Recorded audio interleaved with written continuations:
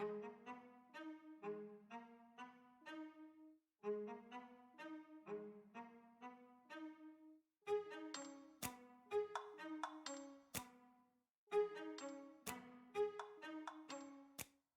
ride with me if you ride with me, you can slide with me if you feel like 550 on the 5 sticky, come get high with me, that's a deal, right? Ride with me if you ride with me, you can slide with me if you feel like 550 on the 5 sticky, come get high with me, that's a deal, right? That's a deal, right? That's a bet, right? That's a bet, right? That's a deal, right? That's a bet, right? That's a deal, right? That's a deal, right? That's a bet, right? That's a deal, right? That's a deal, right? Ayy, coming down like precipitation. I ain't never met a limitation. Hater plotting my elimination. Gotta go to Google for the information. I'm a superstar, so I gotta shine. Top dollar be the bottom line. Bottom feeding niggas out of line. Turn your heart rate to a dotted line. Yeah, my zodiac probably dollar sign. Got the energy to win it, my nigga, I'm feeling great. Got a date with destiny, focusing on my fate.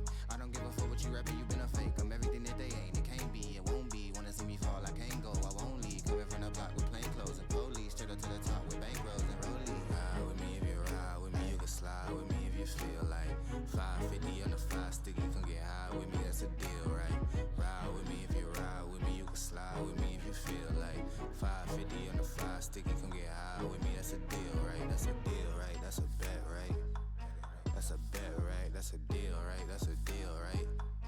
That's a bet, right? That's a deal, right? That's a deal, right? That's a bet, right? That's a deal, right? That's a deal, right?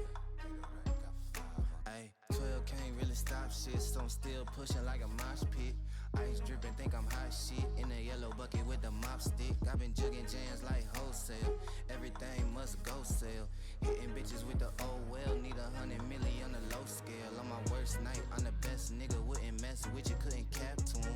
Homie spotted me like 700, brought 1100 right back to him. If I can't do it, then it ain't real. I just make dollars, I don't make deals. I've been going hard in the paint, still blowing kush clouds till I can't feel like. Ride with me if you ride with me, you can slide with me if you feel like 550 on the 5 sticky, come get high with me, that's a deal, right?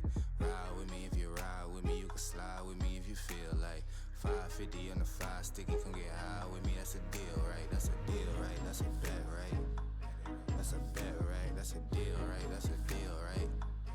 That's a bet, right? That's a deal, right? That's a deal, right? That's a bet, right? That's a deal, right? That's a deal, right?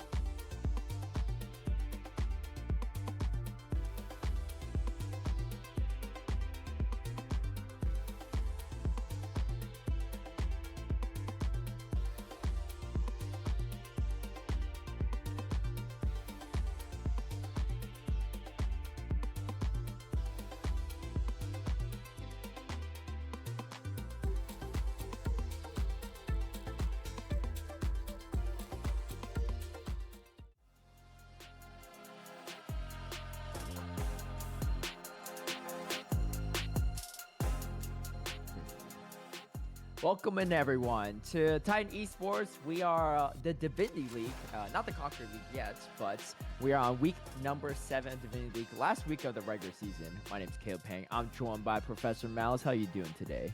I'm doing fantastic. I always say I'm doing good. I'm doing great, better than most, and better than that. Or I guess I got that wrong this time around. But this week is going to be a very complex week. We have an opportunity to see a 5-way tie for, I guess, 3rd through 7th place. And this is suggesting that every match, every win matters here. Mm-hmm. This is because in this split, we got the A group and the B group, and the top 4 from each group are going to be going off to the playoffs. 1st and 2nd place, or at least 2 of those 4 spots, it could be 1st and 3rd, are guaranteed. We will be seeing Floozy and Monkey Tropics getting to the playoffs no matter what happens this week, but everything else is up for grabs. Kraken, TPO, Master Chief, and Summit, if you guys win your matches today, you're going to be contested for the last 2 spots at a 4-3 tie. And if what is it? Floozy, Monkey, Tropics, Vice, and Conduit win today, we will see a 5-way tie with a 3-4 record. Yeah, definitely. So it's going to be quite interesting. There's 2 groups within Divinity League, and the top 4 of each make it over to our top 8 or our 18 playoffs. And so that's going to be interesting one too. Some teams may be out of contention already, but they probably want to finish the season strong. And others are already locking in some places, but it could determine seeding in the playoffs. So we'll see how that goes. But today's match, like you said, can be an exciting one. I know Golden's asking for where the cat's at. One of them is eating from a bowl and is just chowing down. The other one might be sleeping. But here I have a picture of one of them in case you wanna see, this one. So yeah, I had to pull that up. I mean, I got maybe too many cat photos on my phone. But so if anyone ever hacks me, they're gonna be quite disappointed, or maybe quite okay with it. But that's maybe we can talk to we'll Titan, make that the next guest your champion. Instead of champions, it's gonna be guest the cat. see. It's just gonna Yeah, I be guess pet photos of your Yeah. cats. Or pet photos of the staff. We could put Roxy in there too. That would be delightful. True. Could be Rengar cosplay Rengar with the Caleb Pink's cat skin. But oh wait, you can see one in the background right now. There's Yeah. one in the Let's background see. right now. Yeah, that's one. She's on the fluffier side, but she's also on the a little chunkier side too. But I like to tell everyone that she's big boned and big fluffed. The other one might come up on the cat tree though. But yeah. Anyway, so we do have TPO versus MZRY this week. We have covered a game a week on broadcast with TPO in the past. MZRY, I believe this is their first time on the broadcast for the season. So excited to see how that goes. I can't remember if the TPO one was one that went to like 3 games or not, but I remember there's one where we had 3 games and they're almost all 40 minutes, and it was a long one, but it was a fun one. Either way, so as a quick recap, to TPO is 3-3, and MZRY is 2-4. So this is a very important one especially for TPO to win if they want to kind of secure their top 4 placements. But like you said, it's pretty close. It's really, really close actually. So we'll see how that goes. Is MZRY completely out of contention? Did you say that already? No, MZRY no? has. Now, this chance? depends on the head-to-head. I don't know what Yeah. the head-to-head is. Right. As long as there is only one team that has that score of 4-3 and everybody else is tied at that 3-4, it is possible for MZRY to get in by winning tonight's match. They're going to have an uphill battle with that, though, as they will be losing bans for today's series. And I think it's 4 bans every game, which could be to their benefit if that means more prio picks are available in the game because they're not getting banned, but they don't have the agency to dictate what those prio picks are going to be, which can make things quite difficult for them. I will be interested in seeing how they overcome this. There's opportunity and adversity, as I always say, and I'm going to be rooting for them. They're my favored to win for this series, mostly because I want to see a 5-way tie. I think that would be chaotic. Yeah, we'll leave it to the tournament organizers to figure out those tiebreakers, but it does keep all the other teams on the edge of the seats. I'm actually really curious too, because I believe all the teams play around this same time slot, but if our broadcast sets of games go longer, maybe some of the teams that wrapped up might be tuning in too, because I'm sure their own fates may rely on how this specific matchup goes, right? Having been in team tournaments in the past too, it sometimes you're really rooting for another team to take the victory or take the L, depending on where you're currently placed to. But I think we have our draft coming up soon, so let's head down to that draft. This is our first week of games after the lane swap changes. Yes, there will be no more lane swapping. Yeah, I mean, It's you can bad now. attempt You to it, lose but 50% EXP in gold, I think. you get like auto killed by the turrets essentially. So I mean, it's one way to speed up the warfare feats of strength if you're really dying for that. But like we said, 4 bans are being passed up from MZRY in all these games. So TPO will be the only one banning in this first 3 sets of bans. But those are tuning in for Divinity League the first time around, or maybe even Titan Esports as well. We do have fearless drafts, so that means that any champs that are picked up in any of the previous games cannot be picked up in subsequent games too, and if there's a tie, then games 3 as well. So you'll never see repeat champs on the Rift in this series, which kind of mirrors the pro scene right now, which is really cool too. And it really shows, it's a great way for people to express their kind of champion mastery as the games progress. Also just adds a little bit more diversity, and you don't see, maybe like a Jax Arya in every single game, or Skarner every game, something like that. But yeah, we got first pick Karma on the side of MZRY. Oh, I'm curious about Karma. Definitely not a champion I would put high up. Versatile, can be flexed, does offer some more defensive playability when it comes to lane dynamics. But as far as trial picks, first picks, I'm really surprised that that's it. Does TPO have somebody that plays Karma? Is that a denial? Not on the notes that I have here. Yeah, I feel like there's probably a greater chance it's a pickup for one of their players that's more comfortable with Karma. There's a chance that Karma is going mid, but it could also be support. Once in a while, you see Karma top too, which is surprisingly kind of annoying to deal with. But my guess is that's going to be a little bit more rare, but you never know. And we get a Kayn pickup. Whoa, Kayn and Shinzao. So like 2 junglers. Likely the Kayn's going to be a top lane Kayn, but that's going to be interesting too as well. I mean, oh, actually no, sorry. It's Ornn instead of the King, or Ornn instead of the Shinzao. Oh, okay. Whoa, okay. Yeah. We got Caitlyn citizens out there. Small correction, yeah. So Kayn's probably going to be the jungle as we expect, and we have a Vi going to be the jungler on the side of TPO. We see their bans going to be Aatrox, which makes sense too because they don't have a top laner yet, and Mordekaiser is going to be their last ban. We're going to see the first ban from MZRY, saving the best for last potentially, and I would expect probably another top lane ban. Yeah, it's going to be the Malphite. I'm blind on this one. Why would he? I think that's really interesting because unless they don't want Malphite to be picked here, red side's gonna get counterpicked on top anyways. So no, that makes sense. Sorry, I'm going back and forth.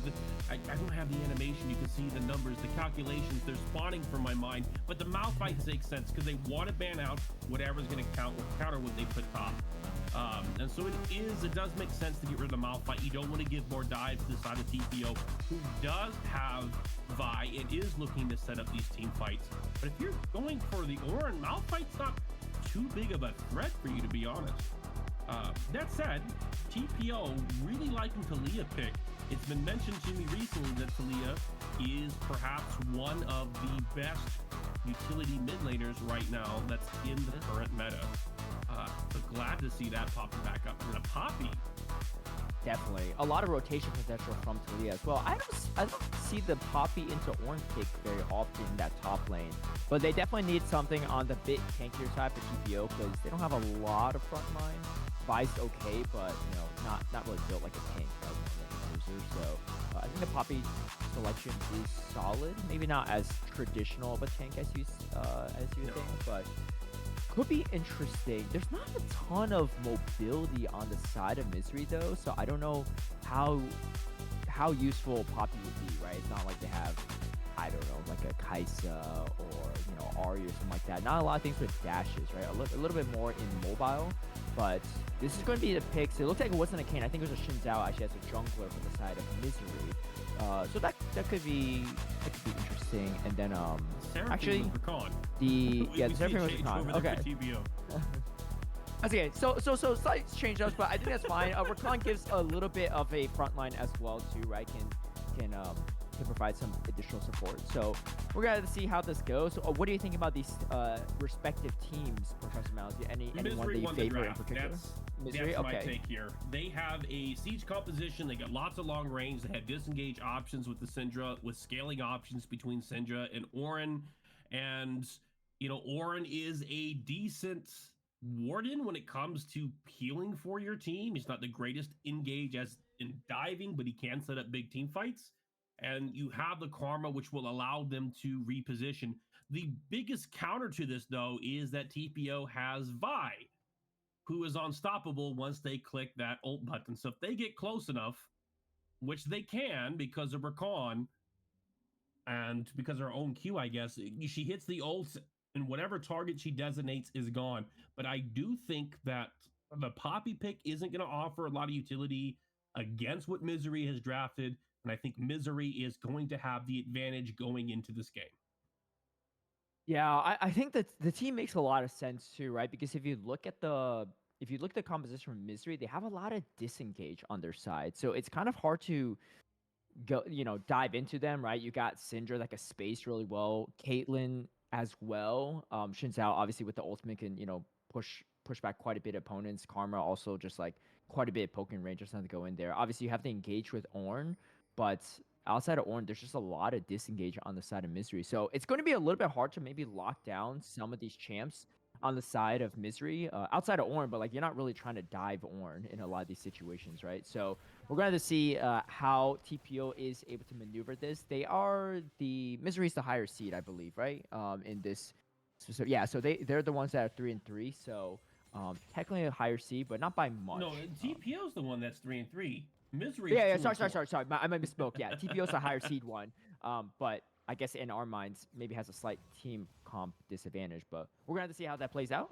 Sometimes the mastery on the champs is more important than anything else, especially in the Divinity League. When it comes to performance, there are what we call weights. So how you can make your assumptions on the estimation of a performance is going to be weighted on mastery of the champion, or what we call technical mastery. It's going to come from the tactical understanding of each team, or the coaches that have instilled in them. It's going to come from how well they can communicate and how much experience they have as a team. And it's also going to come down to the individual matchups as well. A lot of different factors that get really hard to measure on paper, but the things that make up esports performance is technical, tactical, and mental elements. And right now, like in my mind, MZRY has the advantage when it comes to at least to the tactical with the draft, but I might be speaking a little too soon. We do see the fight get in. Caitlyn's able to disengage. Rakan tries to follow up. We might see a shield come from the Karma. It looks like Caitlyn's going to make out of this alive, but she did get hit by the Ezreal kill and may be forced to back. Yeah, it's going to be forced back, which is going to be a little bit tragic because now this wave's going to crash. Going to miss out on a decent amount of gold and CS as well, but greeting for some of that can also be not the best. They are going to look like they're going to try to at least catch this wave and see what they can do. I mean, there's a decent amount of range between Karma and Caitlyn, so they could probably play this a little bit safe. Good gank attempt from Ziggy, but because of that, Shinzao a little bit more ahead in the CS. It wasn't for nothing. Vi was able to burn the flash, meaning that if she comes back for a repeat gank, her probability of success goes higher. The beauty, though, of MZRY's draft is that they don't need to engage. They just need to control space, as they have an innate range advantage. And against Ezreal, she can just hide out behind the minions and still be within auto attack range of the opposing minions, allowing her to safely farm. Rakan is going to have to threaten another dive here if they want to pick up the kill. And if they see the Rakan walk up, that's just a signal for Caitlyn to walk back. If she crashes that bottom wave, if she gets it in, she's going to create an opportunity to recall. And through that window, she will have mitigated the damage that was done from the Vi gank. And right now, she's doing so pretty successfully. We can see that she's up by 10 CS. Oh, and the fight Oh. breaks out where Contestry goes for that dive that we spoke, but he gets Oh. caught on a trap, and the Great heal goes up. flash. Yeah, great flash from Killer Fox as well on that Rakan to avoid the Piltover Peacemaker that probably would have killed him in that specific part too. But now they've really turned the tables around in this bot lane. I mean, you know, Caitlyn already burning the flash and low on health, but able to CS comfortably and catching that Rakan in this Yordle Snap Trap was actually really solid to force the Rakan to actually back at this point in time. Looks like the bot is going to skirmish a little bit more. Ezreal pretty much out of mana at this point in time. They're going to be resetting on this bot lane for Caitlyn and Karma. Going to pick up some items as well. So really good, you know, kind of comeback there on just staying in lane, still getting the CS, and now just under 10 CS ahead of this Ezreal, which is quite nice for the side of MZRY's bot lane. Some interesting timings here. Ezreal is in a precarious situation. He has to recall and will be losing CS to the Caitlyn push. No, he has TP. Never mind. He will be forced to use the TP, but he can mitigate that unless Caitlyn decides to set up a freeze here. But that doesn't look like it's her play as she's currently pushing. They may be looking to threaten the dragon in this moment where Ezreal has been forced to back or be stuck in lane with no mana, which would have been a losing scenario for him too. The TP has been used. They see Ezreal back. They know he no longer has it. And Caitlyn has an advantage coming up in this fight where she has barrier. We've also noticed that the heal had at some point gone down for the Rakan. So both teams are out of summoners with the exception of Caitlyn, who has barrier, giving her an advantage in this fight. Yeah, Jesus gets caught out here on the Shin Zhao, and then Talia on Efron is coming forward, getting 4 members on this bot side, but the 4th member, Syndra, is going to flash forward, actually stunning 2 members up. Ziggy is quite low at this point, but they take down Shin Zhao first before Vi goes down, so first blood is going to go over to Greye on that Ezreal. Looking to be a little bit more aggressive here on this bot lane, but I don't know if MZRY is able to really find any additional kills here. I mean, it's 3 members, and the health bars are not that much higher for them to tank too many tower shots at this point in time, too. But they're going to at least try to grab some plates for their troubles. Killer Fox already danced around with low HP. As we take a quick look at this replay here, it was kind of a weird situation, right? Because Zisha was going to get sandwiched here a bit and just getting chunked away with all these volleys as well. The flash forward, though, from Syndra was quite nice. And then, you know, you can see Jesus following up on that, but it was actually the Mystic shot that finishes him off, unfortunately, before the first blood goes over. However, still picking up 1 kill apiece on both sides, so overall, a fairly even game. Small 700 gold lead for the side of MZRY, as they are going to secure the first set of grubs. It was a moment where Jesus needed to not take the wheel. His team is it's a poke composition, so nobody else on his team's going to be able to follow up. They had an advantage prior to him doing so due to the range. They were winning the trade, but once he goes in, he finds himself in a 1v3 scenario where Vi can now act upon him, and he goes down. Trucks on this Karma almost getting killed right there too, but not quite. Trying to back as soon as possible before Greye and Killer Fox maybe dive him under tower. However, Carry is still in a pretty comfortable position here just because decent amount of minions still at this wave. They're going to try to crash as soon as possible and just force Carry to either back and miss this or maybe take some poke damage in the process. I think it looks like the bot lane of TPO is going to actually play this a little bit safer and just reset themselves here too, as Carry is going to farm up. Looks like Karma Trucks is back in lane though. Let's see if Killer Fox and Greye get a little greedy or not. I don't think they have vision on this Karma yet because there is that control ward right there to prevent them from getting that vision, but it's kind of hard to lock down this Ezreal and Rakan the more I look at it too, right? They could just dash out of so many things, making it kind of a hard lane for there to be a lot of kill pressure on, but Caitlyn already up quite a bit of CS, so it's going to be kind of nice though still for this bot lane, I think, for the side of MZRY. Their win condition is to just kind of zone them out and build an advantage. They don't need the kill pressure. In fact, the longer they can draw out this game, the better it is for them. They got scaling with Ornn, they got scaling with Syndra, and Caitlyn is not the best scaler in the game, but neither is Ezreal. Ezreal's kind of a mid-game oriented champion who gets really strong when he gets his item spikes, but when he hits towards the end of the game, he pales in comparison to his hyper carry counterparts.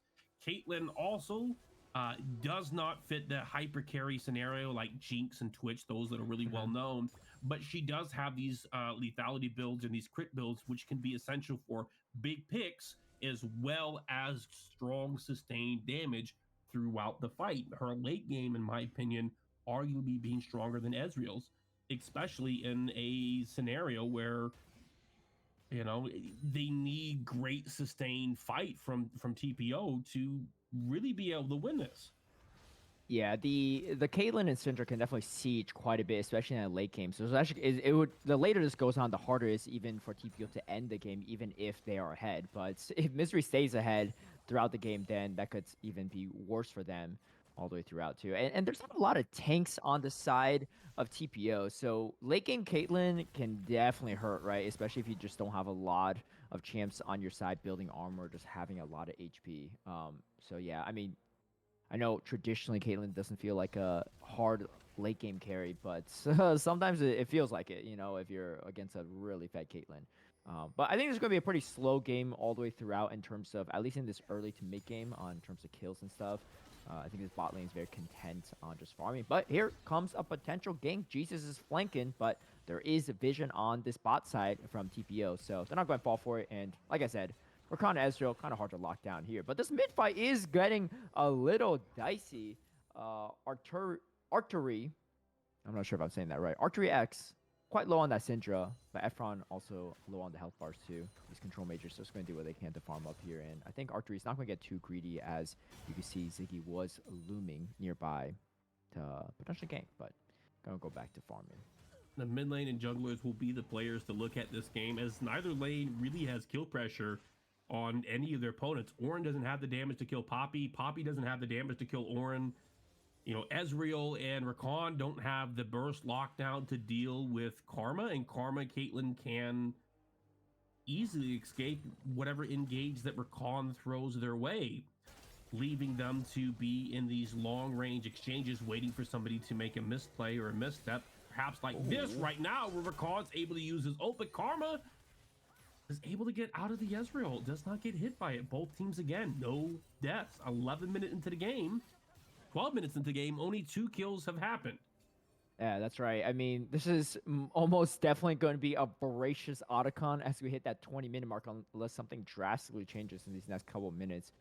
Great dodging, honestly, from Trux as well to avoid the True Shot Barrage, as Poppy looks like might be caught out a little bit, is going to flash out of there. Katori does have that ultimate as well, if needed, but obviously used the flash instead of the ultimate in that position. Maybe trying to save the ultimate for a team fight, or maybe even these grubs. 3 grubs are already on the side of MZRY. I don't know if TPO is comfortable giving up 6 grubs. As you can see, they are rotating down to contest it, and I think Katori saving that ultimate for this specific fight could be the good play, but they're not really going in there too. They're a little scared to contest. As we see, 1 grub was stolen though, and meanwhile Katori quite low, not even able to really do anything with that ultimate, as Call of the Forge God is going to come through, knocks up both Killer Frost. Ooh, a great flash forward knock up as well. This Orange putting in so much work for the side of MZRY actually, and meanwhile both the Ezreal and the Rakan are caught in a really tough spot. Can Greya get out of here is the question, as another knockup comes up from Narva on this Ornn, and that's going to be an ace early on here. And meanwhile, carry on this bot side, Caitlyn just farming to his heart's content. 5 grubs over to the side of MZRY as well, as we take a look at this replay and see how it unfolded. A lot of rotations, especially from the side of TPO coming over for this fight.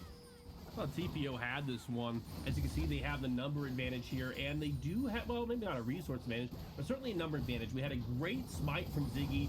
Orin takes position in the front. Ziggy tries to move to the back, but then we see Poppy caught in a weird position. Now it is 3v4 until Ezreal is able to teleport in. But another knockout or another kill goes over to MZRY, and then we see the fight separate once again, where Orin's able to stay alive. They get out another target, and now you're in this 3v2 trade. Ezreal doesn't have any abilities back up to get away. He's caught here.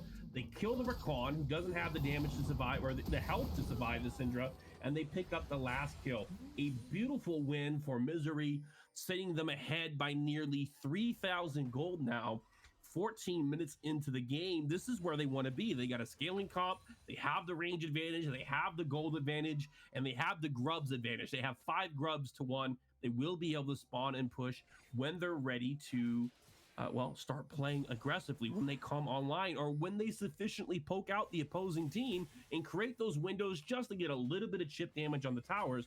They'll be able to get more value out of it, slowly elevating the game state, which is the exact strategy you want to take when you're using these poke compositions. Woo! I don't know why I'm struggling to speak today. I don't know if you noticed, but I am slurring my words. It's all good. It's a Monday. But here we go. And they are going to look like they're going to secure this second Drake. Not even going to be contested from TPO. They know that they don't really have the numbers to contest this fight. Ornn actually being there as well to ensure they secure that objective. Feature Strength Warfare is going to go over to MZRY. And they're just one objective away from securing from the monster slaying. So TPO has to deny that at a bare minimum. On top of that, they also have to grab the first turret, which is not going to be the easiest because they only have 1 grub to their name, whereas MZRY already ahead also has 5 grubs. So they might just concede the feats of strength at this point in time and just try to find some good team fights. But it's a tough one. I mean, like you said, they had numbers at that Grubs fight, and they still lost it, right? Quite handily.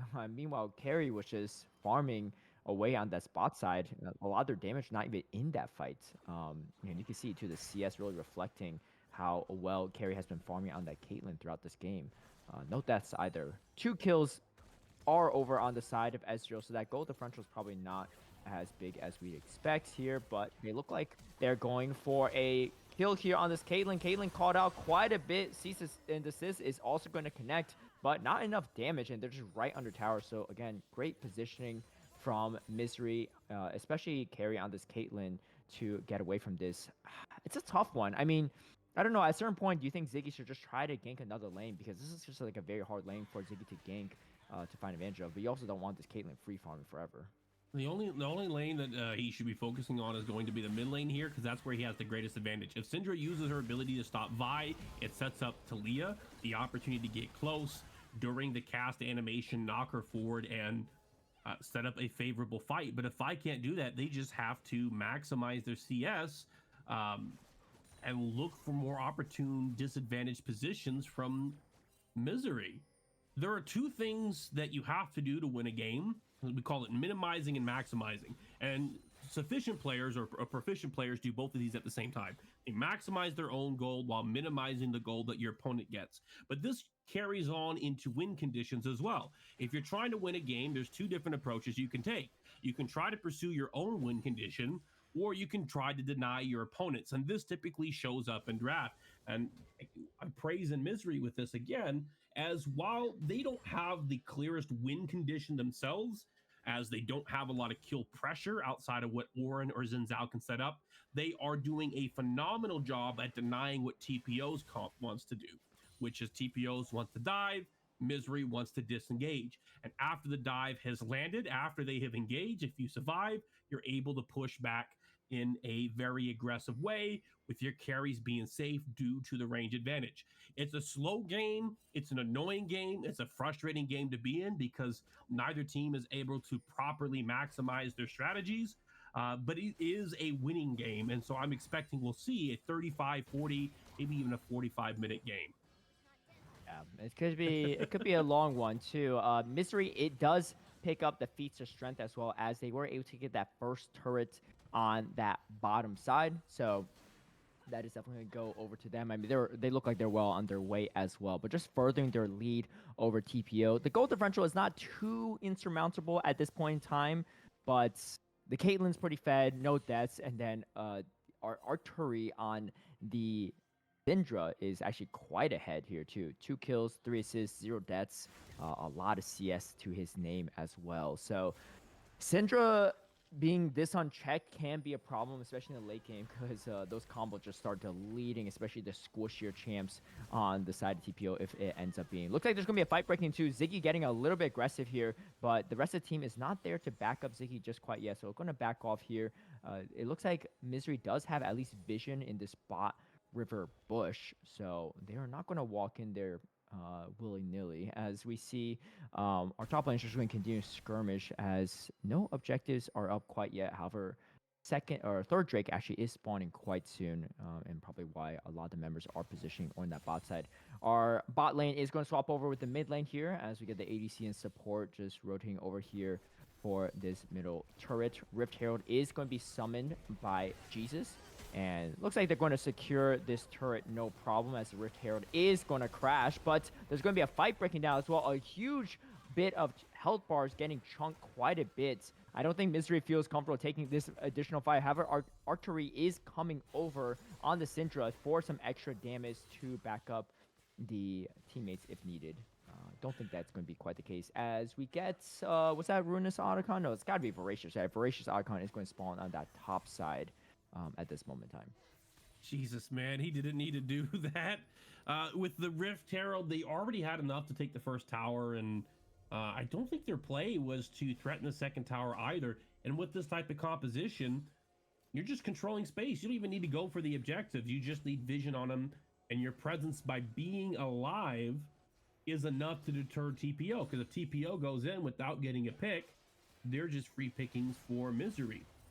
And so, you know, you can take your time, hold that Herald for when you do win a fight or when you do force somebody to back, to go ahead and threaten one of those tier 2 towers, as those are going to be slower for you to poke and harass out. I think the idea was to spawn it, to put something on the map, a distraction, so they can go for the dragon, but it was just unnecessary in my opinion. Yeah, and just as a quick reminder for anyone watching, dude, this is definitely a must-win series for the side of TPO. Even better if they could go for a 2-0 here to have a chance of securing a spot in the playoffs. But MZRY doesn't want to go down without a fight here, and they are in a strong commanding lead so far here, and it doesn't look like it's slowing down anytime soon. We got 2 items already on this Syndra, the Shadow Flame as well with the Ludens, and that combination is pretty deadly. I mean, they're from MZRY, and speaking about MZRY, that is not fun to play into. Having been on the receiving end of that Syndra burst damage many times myself, as you see their top lane just skirmishing back and forth too. Nothing too impactful there. But I think these top lanes are just going to be playing for their respective teams. The goal differential now is just a little under 4K for MZRY. But it's definitely not over yet. One strong team fight can turn things around. However, TPO is going to have to find the spacing and the position to do so, because the range on MZRY side does not make that easy.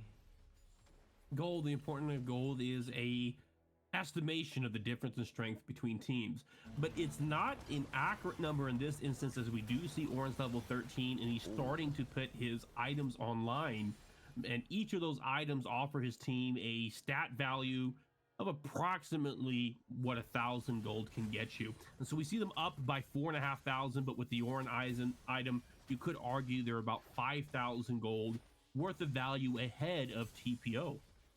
Definitely, and you can see TPO just content on trying to grab this middle turret, as they know top side has been taken. However, Archery on the Syndra doing a decent amount of burst damage and completely eviscerates Greye on this Ezreal, even trying to get away there too, not able to do it. Like I said, this burst damage from Syndra is going to get scary, and it's only going to get scarier and scarier over time. No one's really even building magic resist so far on the side of TPO, so outside, you know, these Merc treads on Divide, but that's just not really going to save you too much in the late game here. Oh, really good pick here. Carry is completely pinched off from the Weaver's Wall, and a big shutdown going over to the side of Efron. Really great pickup for them too. Definitely something they need to slow down the pacing of this game. As we take a quick look at the replay here, Archery actually maybe sensing this coming, and it does back off in time. Drops a ward just in time too, just realizing, oh yeah, I gotta get out of here. Carry maybe feeling a little confident, saying, hey, I think I could get out, but no, you gotta respect the mobility on the side of TPO. Their whole comp has quite a bit of dash. I mean, you know, if MZRY is a disengaged team, TPO is definitely an engaged team, right, to kind of counteract that disengage, and they played that pick really beautifully. Hey, Caleb. Yes. If I could be Ezreal for a minute, just be Ezreal with you, it's only going to get burst from here. Yeah, it's not a good time to be Ezreal. I mean, who do you pick off, right? I mean, if you're lucky, you might be able to pick off a Caitlyn, but like even Karma's really hard to take down, especially in the late game. And this Karma's 2-0-3 at this point too, so this is not like easy to kill Karma by any means. Only one level behind this Ezreal, and I mean, you just really can't take out this Ornn either. So might be a tough game for Gray. Gray still at least has 2 kills, and I mean, with proper positioning and skill shots, Ezreal still could look pretty strong into most comps, but definitely gonna have to play out of his mind a bit on Gray on this Ezreal. Goal differential still favoring MZRY by quite a bit, as we see the 4th Drake popping up soon. Baron is here as well. Voracious Icon still not being touched, which I think for good reason. No real rush, I think, from MZRY to take in. They know that TPO can't really burst it down very easily, and they could just gank them if they attempt to do so.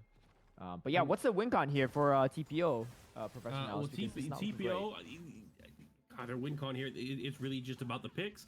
But when it comes to probability and predicting what happens in a game, especially games that are complex, that have lots of different variables, we have what are called random events. These are things that are really hard to predict, almost unpredictable, but you know they're going to happen. Such as you don't know when your opponents are going to step into range, but you do know they're going to step into range at some point. You don't know exactly when a fight's going to break out. You know, moments where it's going to be probable a fight's going to break out. But it can still happen at any moment. So what TPO needs to do here is just really pay attention. They're waiting for their opponents to mess up. They're waiting for them to make a mistake. They need to capitalize on those random events when things are in their favor. Trade a target, attack whoever they can. If you're Ezreal, you know, you're playing this almost front to back style in a way that you're shooting your abilities at whoever is in your range whenever it's available. Yeah, speaking of range too, dumping everything into Trucks on this Karma from long distance to middle distance to short distance, and Trucks just does not go down on this Karma. Like I said, even Karma's hard to kill as well. I mean, looks like Ziggy spent the entire kit plus and then some, you know, flash for it as well. And these Karma shields on Trucks and just the peel from the rest of the team just is not enough. I mean, if you can't even kill the Karma at this point too, what can you really shut down? I mean, it's just really Karma and carry that Ziggy could pretty much dive comfortably, but even then, it doesn't look so comfortable. So we're going to have to back off here and try to reset. I think a well-positioned fight can be good.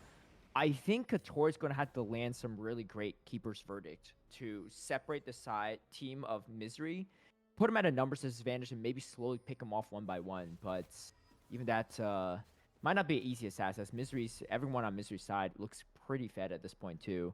And I don't know, it's only getting a little bit stronger. We got the upgraded Infinity Edge as well, given to carry from Narva. So these Ornn upgrades are only helping them snowball a little bit faster. You know, in these instances, if MZRY plays this game properly, there's no reason that they should lose this.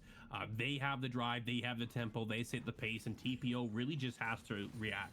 And when you're in these games that seem unwinnable, the only way to kind of flip them is to pay attention to the moments where they're most likely to make a mistake. So around a Baron, setting up for a Baron, getting deep vision for a Baron.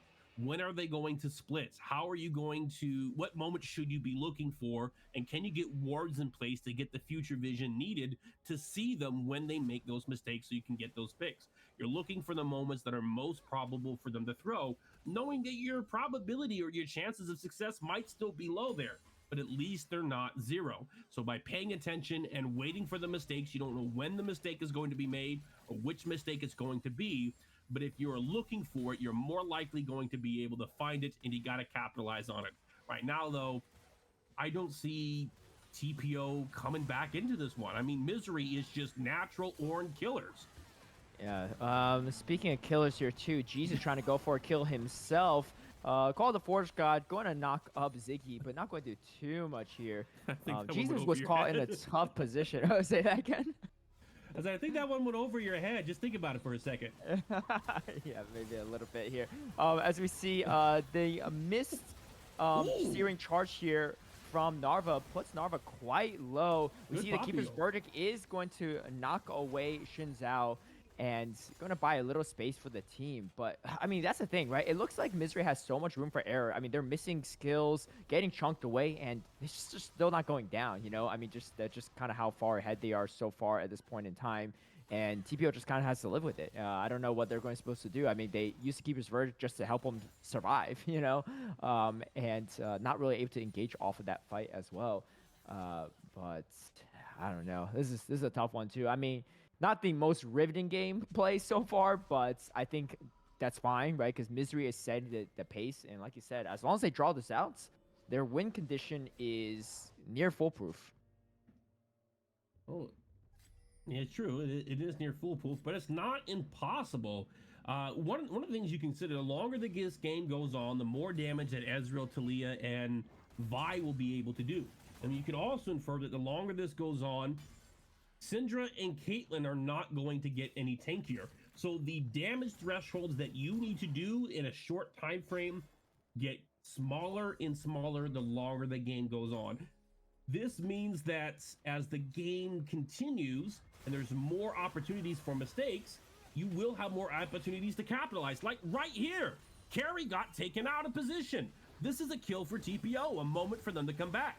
Great trading coming from Efron, trying to get some damage onto the Ornn. They reposition, and now for the next 30 seconds, they have a man advantage on the map. They can force something, go for an objective, set some type of play. If they're going to do something, this is one of those random events they were looking for. Now they can make something happen. Yeah, I don't think MZRY's feeling very discouraged here, too. They know they dumped a lot of resources into that kill. Vi ultimate's down, Weaver's Wall's down from Talia as well. So is Rakan's ultimate. So not a lot of ultimates left on the side. We can see, let's see if the fight breaks out. A double stun there, absolutely huge. Ziggy is chunked away. Killer Fox goes down instantly, and the health bars are quite low at this point in time too. They are not afraid, even at a numbers disadvantage.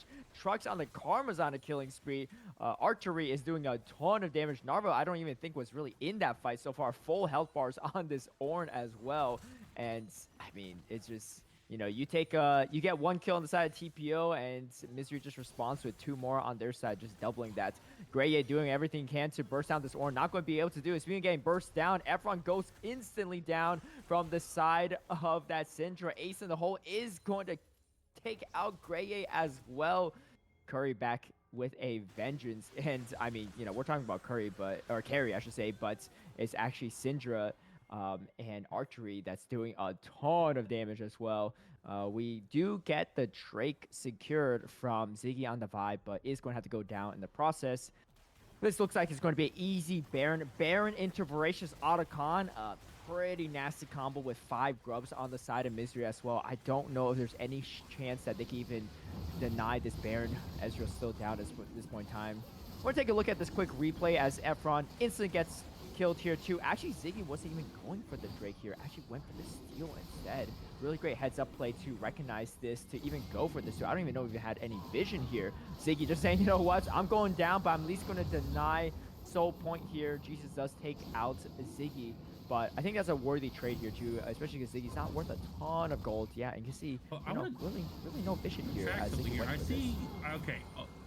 Jin Zhao missed the timing on Smite. Used the Smite on the Vi there. He could have defended that, but yeah, he must have got his looking the wrong way or at the wrong health bar as he tried to kill and burn out the Vi before she was able to steal. Bopped him 5 more minutes, but it's not the greatest concern if you're MZRY, because you won that team fight. You've got more kills. You are still on Soul Point. They got to stop you 2 more times, and they've already shown that they're having a really hard time doing it. They are 9,000 gold behind, and that's not even accounting for the Ornn items. Yeah, Ornn's level 17. That means all 5 items in the game right now are upgraded. That's an equivalent to another 5,000 gold difference when counting for stats. And so essentially, you're looking at a 15,000 gold lead in the favor of MZRY. That's massive.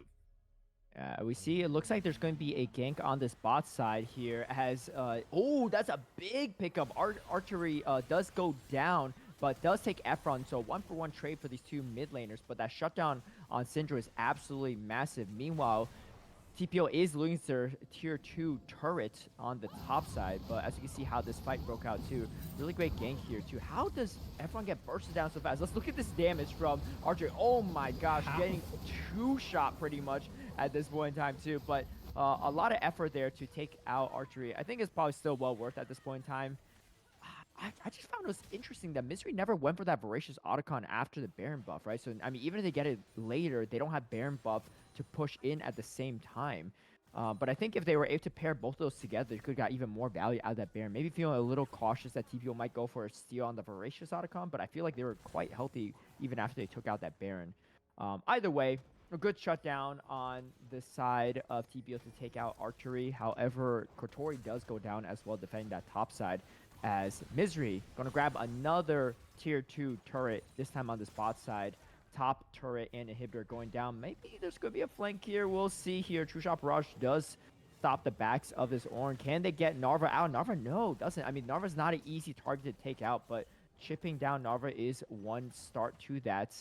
TPO definitely wants to take a fight here if they can. I don't know if they have vision on Archery in the mid lane. I think they do now, so know that they could potentially take a fight with a lot of that damage missing on the side of MZRY, but they're going to back off here and maybe not too confident in this fight. This Ornn is quite thick at this point too. I mean, 3 full items plus a Bramble and the upgraded boots.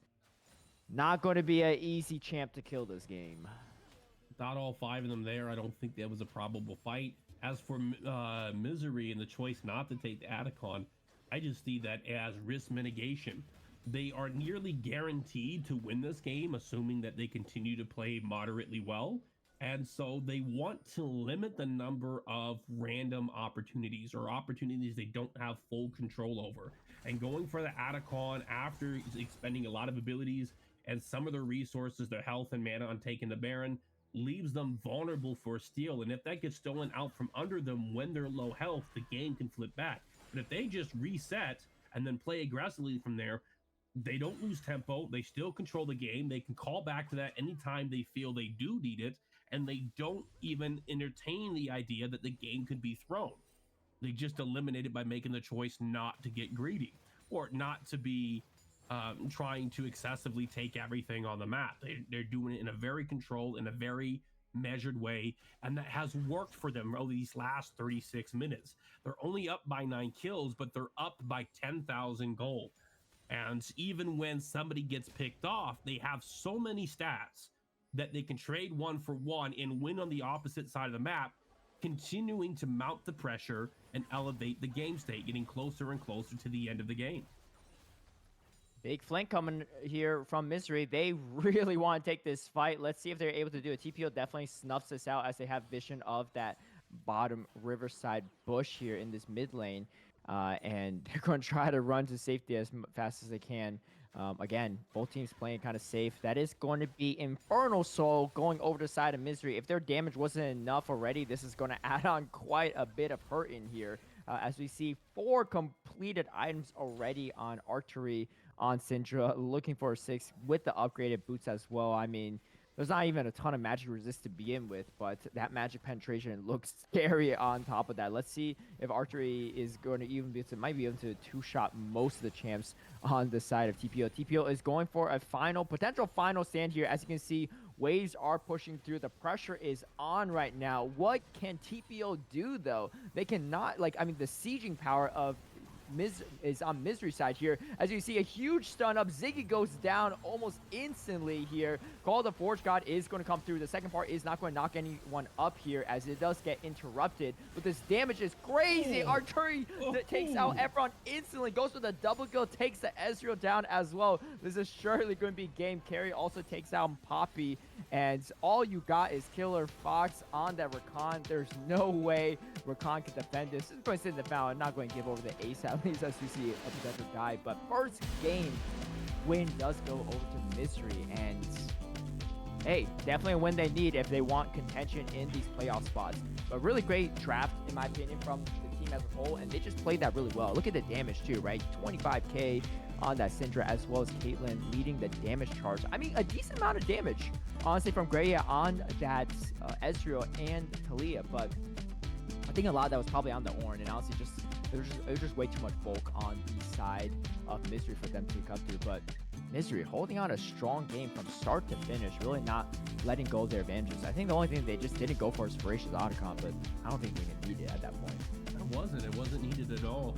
The Voracious Otacon at best would have gave them that Guardian Angel, but they weren't dying. They were barely fighting for the majority of the game. It was just incremental gains that had eventually snowballed when the game was in your favor at the late game.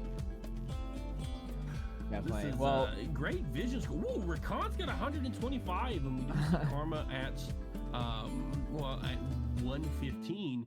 And I believe I could do the math right here. The average for support is kind of like 2.0, 2.5. The goal to beat to be a 3.0 in vision score, meaning 3 wards or 3 points per minute, is going to be 124. So Rakan had over 3 vision score for every minute that's in the game. And Karma wasn't far behind that, just by 9 points. So she had, I think, like 2.7, 2.8. The mathematicians could do the math. I can't do that in my head, but a lot of vision, a lot of trying to find the right space, the right time, and get the information to decide when you do and don't want to take those fights. Yeah, and I think how the fights...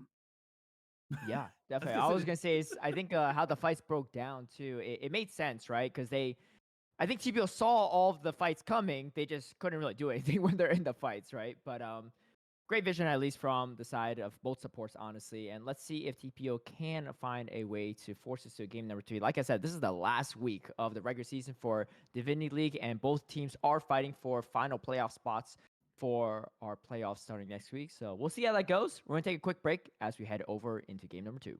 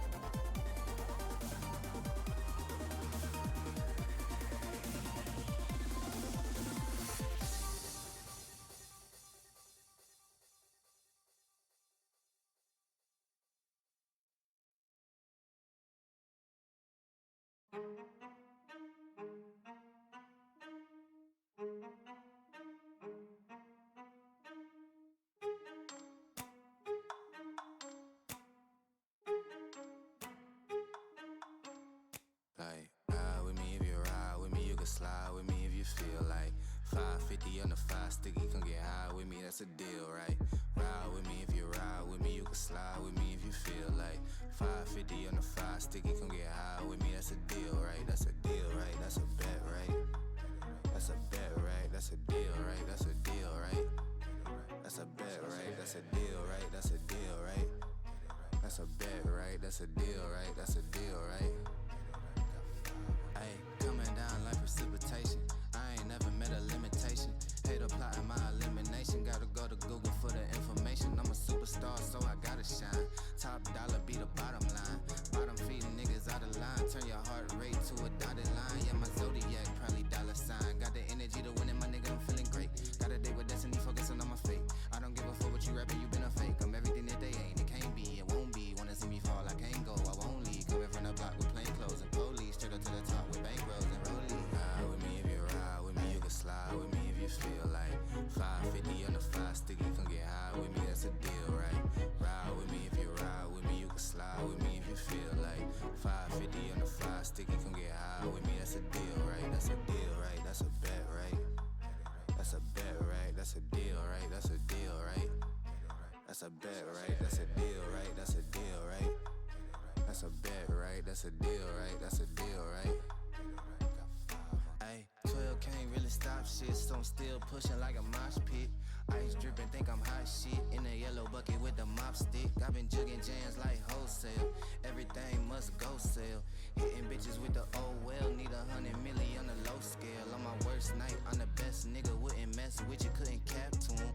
Homie spotted me like 700, brought 1100 right back to him. If I can't do it, then it ain't real. I just make dollars, I don't make deals. I've been going hard in the paint, still blowing kush clouds till I can't feel like. Ride with me if you ride with me, you can slide with me if you feel like 550 on the 5 sticky, come get high with me, that's a deal, right? Ride with me if you ride with me, you can slide with me if you feel like 550 on the 5 sticky, come get high with me, that's a deal, right? That's a deal, right? That's a bet, right? That's a bet, right? That's a deal, right? That's a deal, right? That's a bet, right? That's a deal, right? That's a deal, right? That's a bet, right? That's a deal, right? That's a deal, right?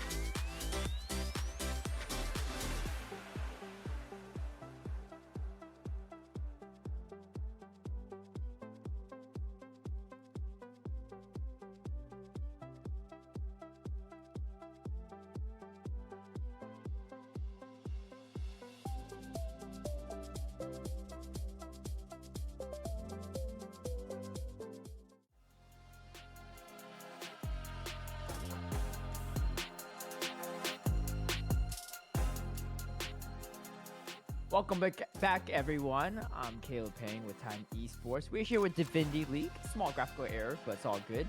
And this is week number 7 of the regular season. And this match is quite important as we head over to the playoffs.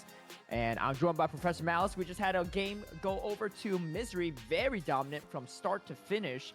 And that is not a great sign if you're a TPO fan or you're a TPO member, because this is definitely a must-win series for them to have a chance even making it into the playoffs. But let's see how they do in game number 2. How are you feeling about game number 1, Professor Mouse? You can call me Tom Snooze, because I was snoozing through that game. Respectfully to the teams, it was slow and not the most interesting game to watch. But there is a artful appreciation for the way that they play that game, and perhaps something Jin himself would be a little proud of. Very slow, very methodical, very control, and it shows a sense of discipline that's not common in these lower elo games.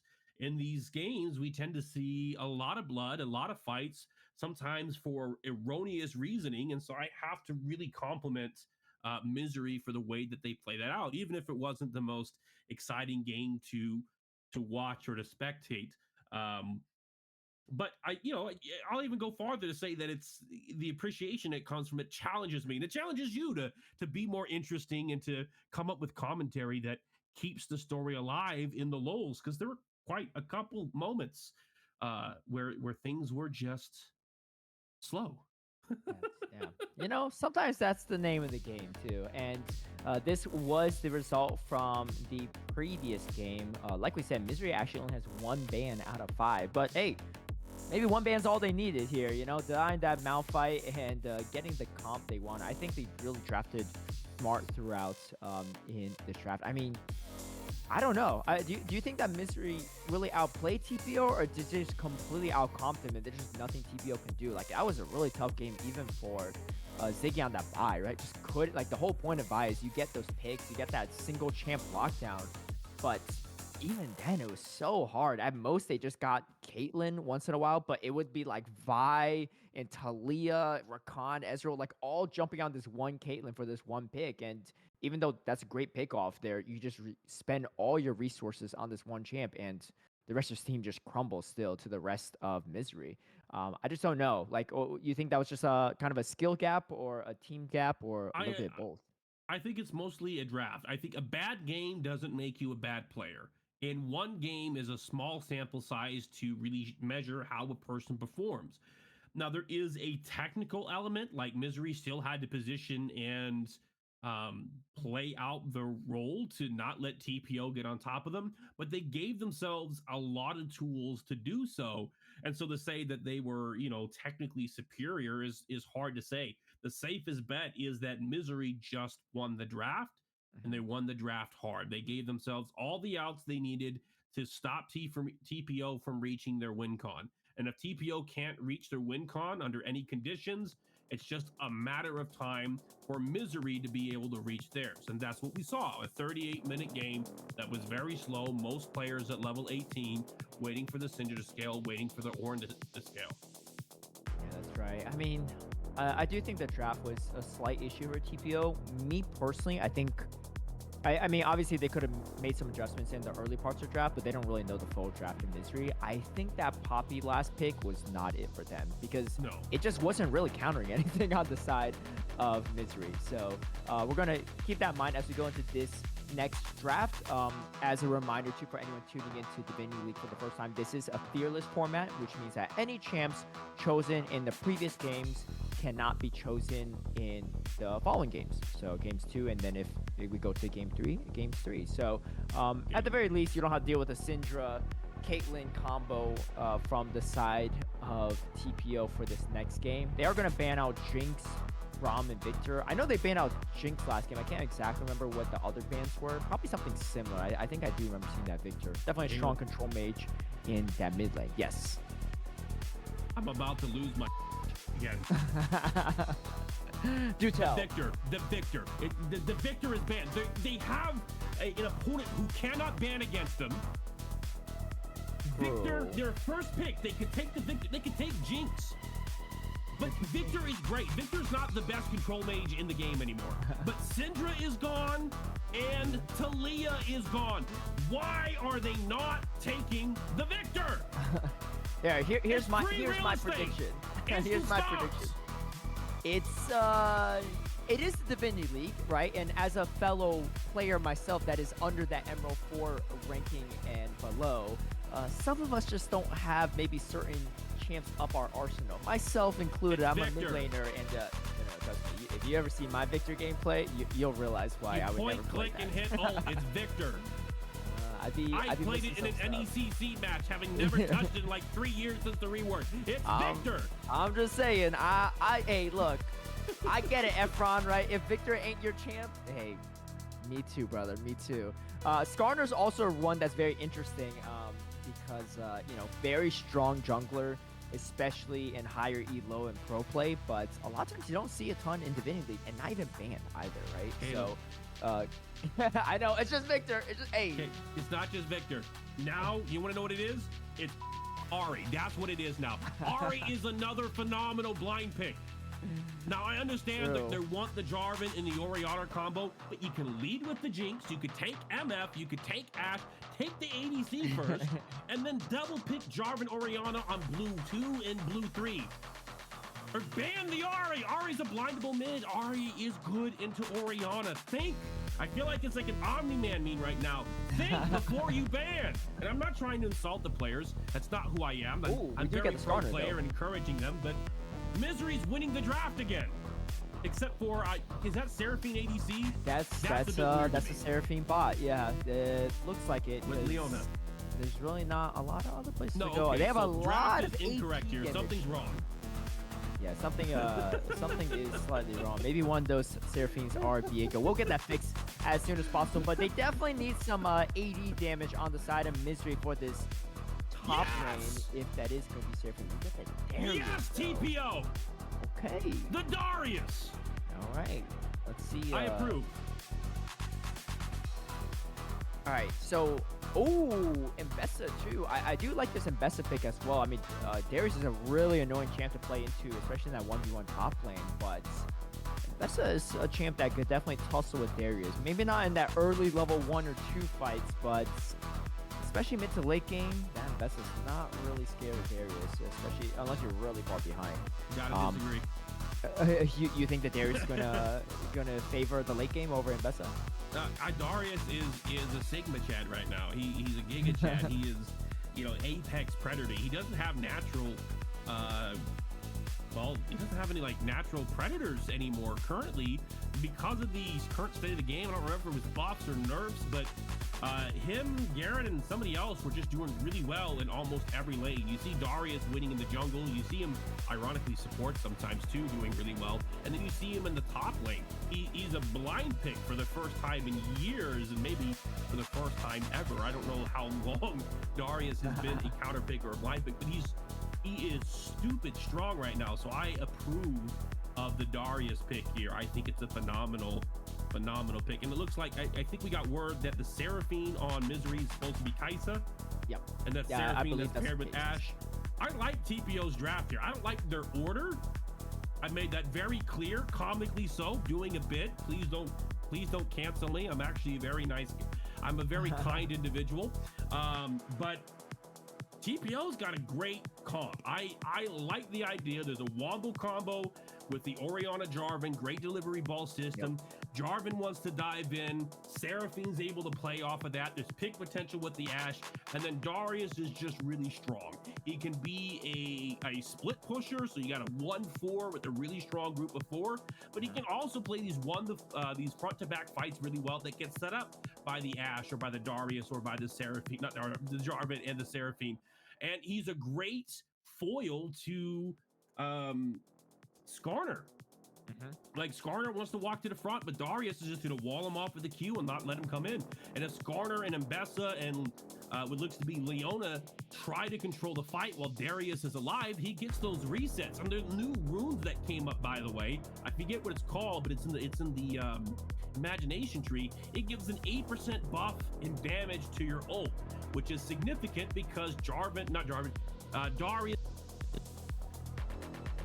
does true damage. And so an 8% buff in true damage, which then allows you to get the reset easier, makes him an absolute monster. TPO came out swinging. I don't think Jarvan is a good blind pick, but Poppy is also gone from game 1, so there's not a big counter for him too. That's right. This is going to be interesting. I feel like the team fight potential of TPO is pretty scary here. Like you said, right? You got the Shockwave, you got the Seraphine ultimate, J4 to lock down targets. I mean, Astro's even the Ashe Arrow, and you know, Darius just putting in work, and especially getting resets potentially on that ultimate. I think MZRY though in the late game looks a lot scarier. I mean, like the Leona, the Skarner are so hard to shred through, and you got Mbess in your face, Kai'Sa just weaving in and out, and then Arya as well too. I'm very curious. I think if TPO wins a lot of early fights and snowballs, they could definitely be in a really sizable advantage going to the late game. But I think if they're not hard winning this early game, it's going to be hard to win the late game against MZRY's comp. But that's my thoughts on it. What do you think?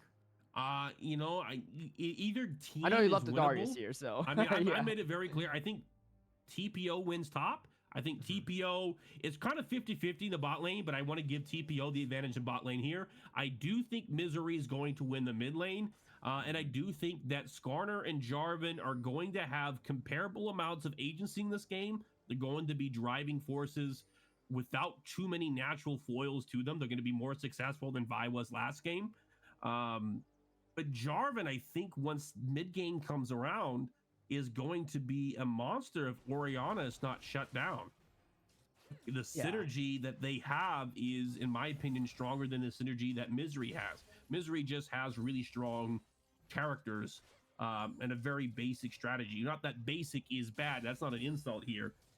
It's simple, easy to play, easy to understand, and well, easy to execute. And so if Darius is not playing to his best, they can absolutely take this out from under him, build the advantage, build the lead, and catch people unaware. TPO is in a better position than they were last game by far, and I think we're going to see a much bloodier game.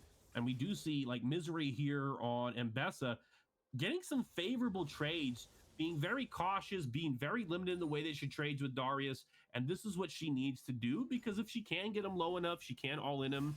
But right now, like, I don't know. Darius is just, he's that guy. Yeah, and especially, like, you could tell Narva knows this top lane matchup, because if you do not respect this Darius, especially in this early game, it can be quite nasty and just snowballs from there too. So I like to play, just playing a little bit safer too, a little bit behind on that CS, but you know, late game Mbessa definitely has a lot of play. Down a level though, so just finally ticking into that level 3, but you don't want to trade too long with this there, especially with that that lifesteal too, can make things a little bit tougher.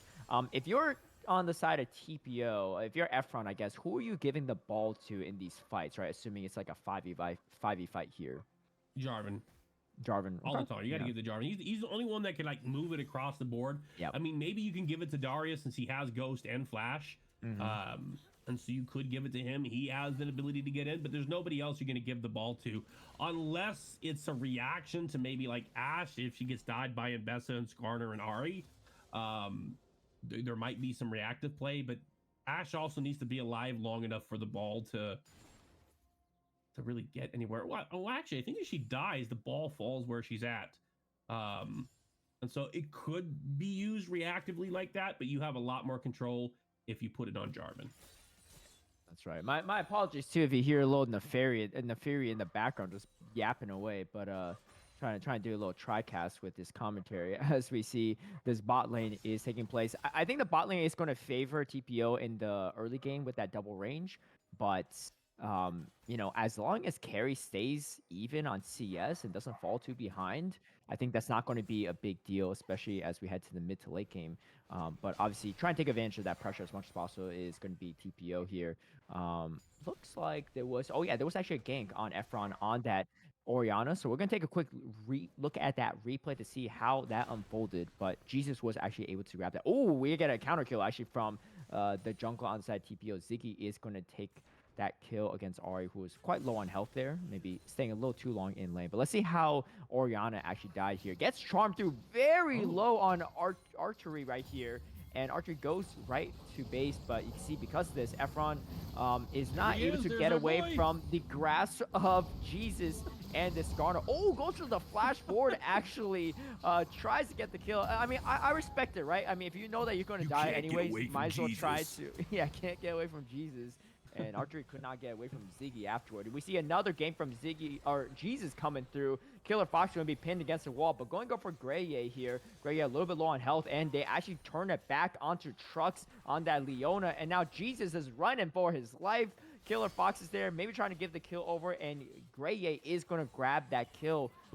Feats of Strength Warfare is going to go over to the side of TPO. Definitely the early game advantage they need, as they don't want this late game comp of MZRY to get too out of hand. But great counter gank actually from Ziggy to, you know, slow down the momentum on this bottom side from MZRY. Oh, it is definitely a good way to counterplay, but don't count MZRY out just yet. As soon as Jesus dies, he will rise again.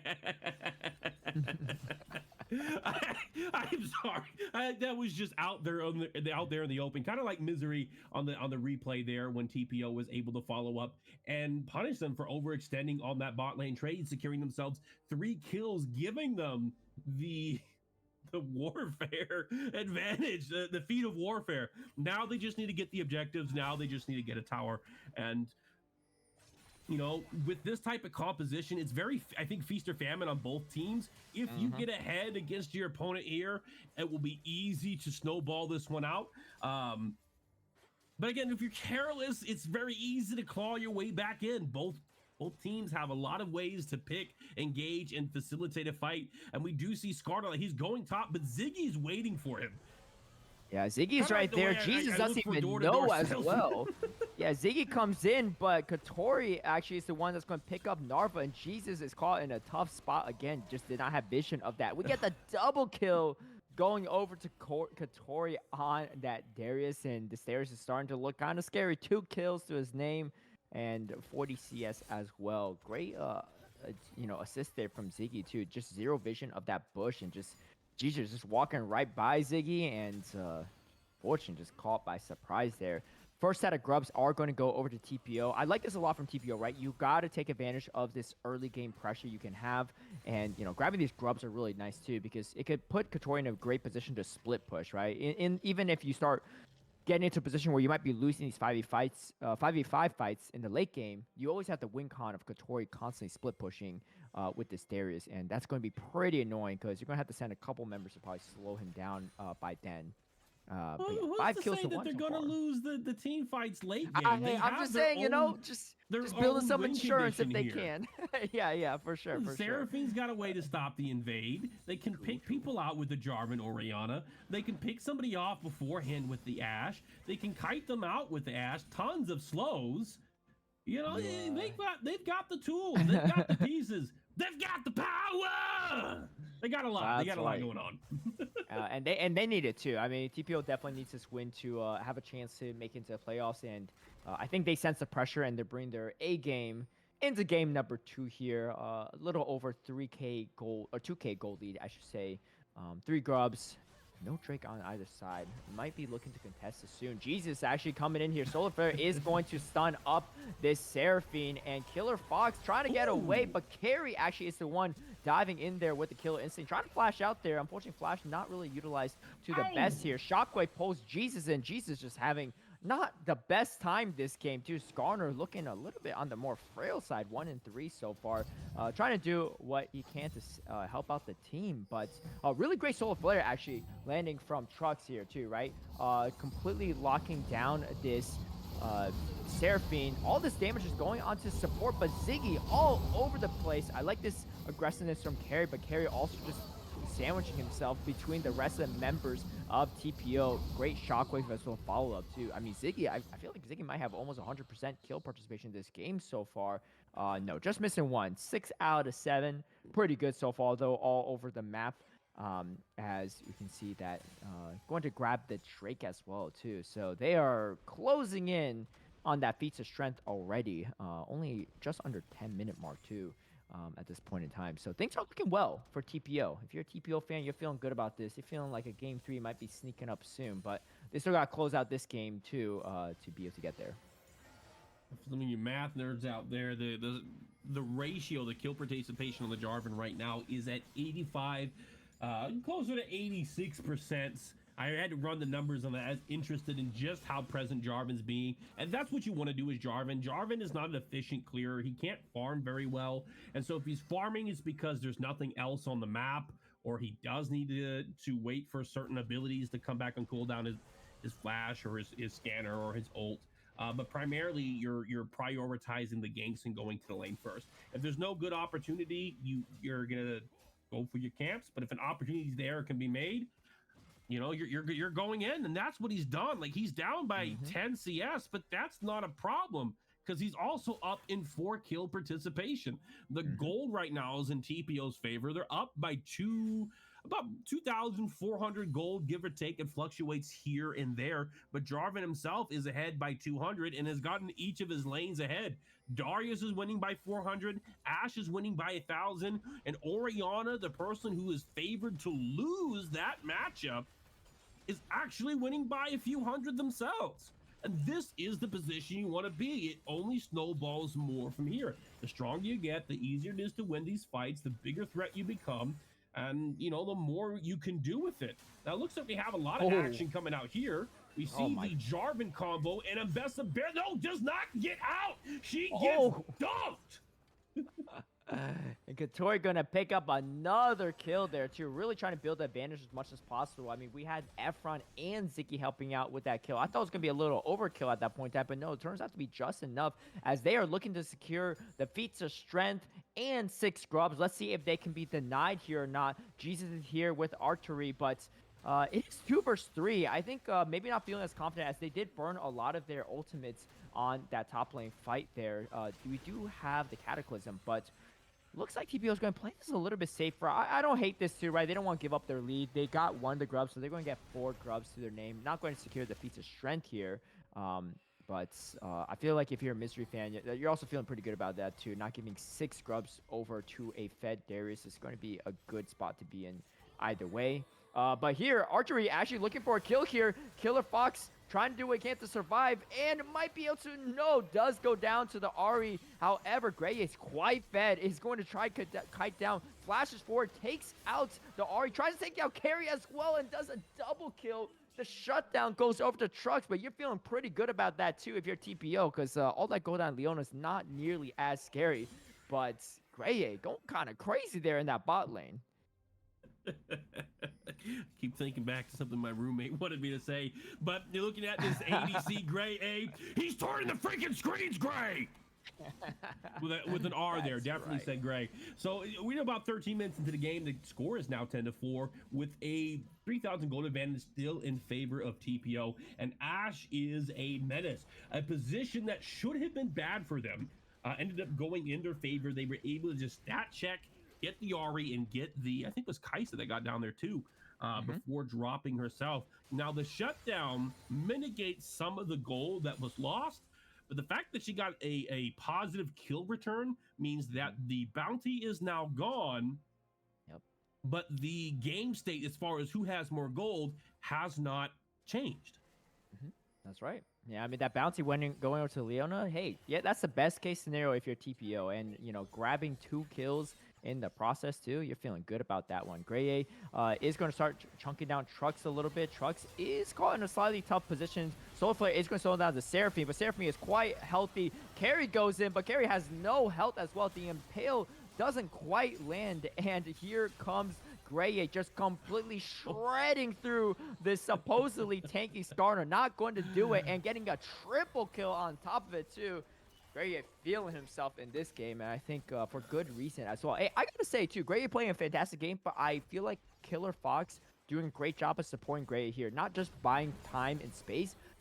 They can't kill Killer Fox very easily, right? Both times Killer Fox died, so many members and abilities were spent on Killer Fox, and because of that, Gray was able to find the space and just constantly do the damage needed to take out the remaining members of MZRY. And honestly, if you're losing your support to trade for a few kills for your ADC, that's a win situation for TPO in my opinion. And this lead is starting to snowball quite a bit, over 5k gold differential as well. And it looks like they also have the feature strength secured onto the side of TPO, so taking advantage of this early game lead as much as possible. And hey, I know they want to see this game through as soon as possible, and they're well on their way. I think it's gonna go to game 3. Killer Fox is doing a phenomenal job, as you stated. They commit a lot of resources to get them, but the thing with mages is that their value comes in sets of spell rotations. Once Seraphine gets their abilities off, they have no value for about 8 seconds. Maybe it's 6 to 7, depending on what their CDR is. But that's a long time. That's forever in a team fight. That's like 2 Morgana Qs, just for context. And so if Seraphine's able to get her ult and get her abilities off in those team fights and then die, all that uptime that could have been eliminated by killing somebody else is being placed on the Ashe. And Ashe is a sustained damage fighter, in this case a marksman, who gets more damage the longer that they're alive, is allowing them to win these T fights. And the game is still early enough. Skarner's not tanky. He doesn't have any armor built in. He just has a lot of HP, which gets shredded by the increased damage that Ashe gets from crit. She doesn't get to do critical hits, but the crits that she does have increases the damage on every auto after her first. Oh, a big impale from Jesus, though. Jesus caught in a tough place, but a tough, even bigger. Oh, my goodness. Shockwave Cataclysm as well. A double kill going over to Ziggy, but the damage is raining down from all members of TPO. Absolutely huge there. I mean, Jesus caught in a tough position, trying to make something out of nothing, but just doesn't have the damage to follow up. And just look at this 5 death ball squad of TPO just shredding through the enemy champs and the turrets as well. 2 turrets right there. And oh man, this is so tough. Like you said, no armor even built on this Skarner quite yet. It has Merc Treads on top of it too. Going to start building some armor soon, because this Ashe is getting pretty scary. 2.5 items already at this point in time too, and could build even the upgraded boots if they opt to go for that. But that was nasty too. If we have a replay of that, I'd love to see it too, because I thought I thought the Shockwave was Ray actually used, but I don't think that was the case. And the Shockwave with the Cataclysm combo was just disgusting on the side of TPO. Really well played from Efron and Ziggy in that fight. It might be a clip to be saved. It was a phenomenal order of operations. They were able to interrupt the Skarner ult with Orianna and then follow it up with Jarvan. So we do see Jarvan initiating the fight before Skarner can react. He gets hit by the Ashe ult. Seraphine's able to get a little bit of chip damage on. They do get caught by the Skarner ult, and the Leona ult was good, but again interrupted by that Orianna, which then allows Seraphine to get 2 targets. They get pulled by the Darius, and then they get dumped by the Jarvan. Yeah, that was actually crazy. It wasn't the Shockwave. It was the Darius, actually, the Apprehend that actually do it. Because I remember seeing the Shockwave earlier. I was like, wait, how did they get pulled in again? But just so much CC on the side of TPO just makes the team fight so beautiful to watch. I mean, yeah, okay, the Shockwave didn't catch all of them, but here comes the Apprehend, here comes the Seraphine, and here comes the Cataclysm to follow up. I mean, and meanwhile, you got Gray just shredding through their health bars at the same time. It's absolutely beautiful to watch, and definitely the game that TPO needs right now to force this game number 3. Efron defending against archery, a 1v2 here, but there's just not enough damage on this bot lane right now for them to do much against Efron. But yeah, just a fantastic game throughout. I mean, just look at this Darius too. 4-0-2, 3-0-10 on Ziggy. Crazy kill participation. 7-1-5 on this Ashe, and just every member on the side of TPO just pretty rich here too. A little cheeky stopping of the back there from Katori, but nothing too much. I don't know. I mean, we're talking about this last game. What's the win com for TPO? But what's the win com for MZRY at this point, too? I don't even know if dragging out this game was even going to do much at this point in time because they're just so far behind. What's this? 8K goal differential at this point in time at under 20 minutes? That's pretty nutty. For MZRY, it's the reverse of last time. Their win condition is using the CC to try to burst somebody out of position. But the problem is that they stay grouped. There's an incentive to stay grouped as a 4-man unit. Darius might not be there because he might want to split, but you just don't have the damage. And you don't have the die. I mean, Mbessa could die, but if Mbessa's not there, Darius is going to get value. And if Mbessa is there, Darius is going to be there too. So Mbessa can't dive as easily as Vi. Ashe is able to position. She can utilize the ult as a way to stop one of them. And Jarvan and Orianna both have ways to stop as well. They can just keep peeling. And so if you can't get onto them and you don't have enough damage to outtrade with them, there's not a lot you can do. You have lots of CC if you could ever get a numbered advantage, but you need to get a number advantage. Without it, it's I don't want to say hopeless, but it's a very difficult position to come back from. And the scary thing is Orianna's not just a control mage, she's somewhat of an enchanter, and she has a great a great shield in the form of her ball that also doubles as a threat. If anybody jumps in the Ashe when the ball's on her, that can be the shockwave that sets up the fight, that sets up the next play. And so there's two different enchanter-like champions protecting that Ashe that's 7-1, and everybody on the side of TPO has some form of peel or CC or setup that can initiate a team fight. And everybody's fed enough at this point that they can be a carry and a threat themselves relative to what MZRY might do. Yep. And Otacon is going to go over to the side of TPO, which is definitely a quite solid buff for them as they have 3 Drakes to their name so far, 5 Grubs as well.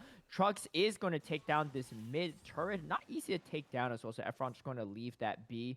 However, down 4 levels there too. I'm surprised Efron didn't go for anything more, but he wants to play safe knowing that carry is nearby. I will say too, Narva has been at least staying decently in line with Darius in levels, actually slightly ahead there too. Oh, let's see what happens here. Carry flashes out, but the apprehend is there, and there's just too much CC from the side of TPO. You just can't get out of it no matter what you use at that point in time. Yes, you could sidestep the arrow, maybe flash out of the way, but there's just way too many things pulling you back in on the side TPO. So that pick is absolutely huge here. Katori feeling pretty comfortable, even just trying to apprehend the Skarner, doesn't care at all. The Impale is going to come through. Katori might be caught in a tough position, but no, just healing up so much, and there's just not enough damage on the side of MZRY. I mean, Carry's already dead at this point. Narva has 1.5 items, so not be able to do too much. 2 items on this Ahri, but just not enough to take it out. Jesus trying to farm up here and doesn't even control his jungle anymore as Ziggy is looking to poach. Man, Ziggy is actually quite fed at this point too. 2.5 full items on the side of Ziggy. Ooh, this is a tough one. This is going to be a tough one. Point out that Ziggy is flawless right now. 0 deaths, 4-0 and 11. And that's kind of impressive when you consider that Jarvan wants to go into the team. And once he is in there, he uses his EQ combo. He doesn't have a way back out. So he has to win the fight.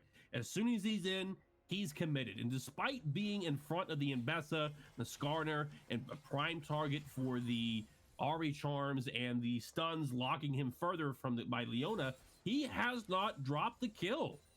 Clearly, he's very comfortable on this. I do remember, I could look back in the chat, but the chat was talking about how he's going to take Jarvan anytime it's available, which is why they first picked. It's such a comfort pit for the Jarvan, and I do like J-Dog. I'm still adamant about him not being a first pick, but it's clear that they had a reason for doing so.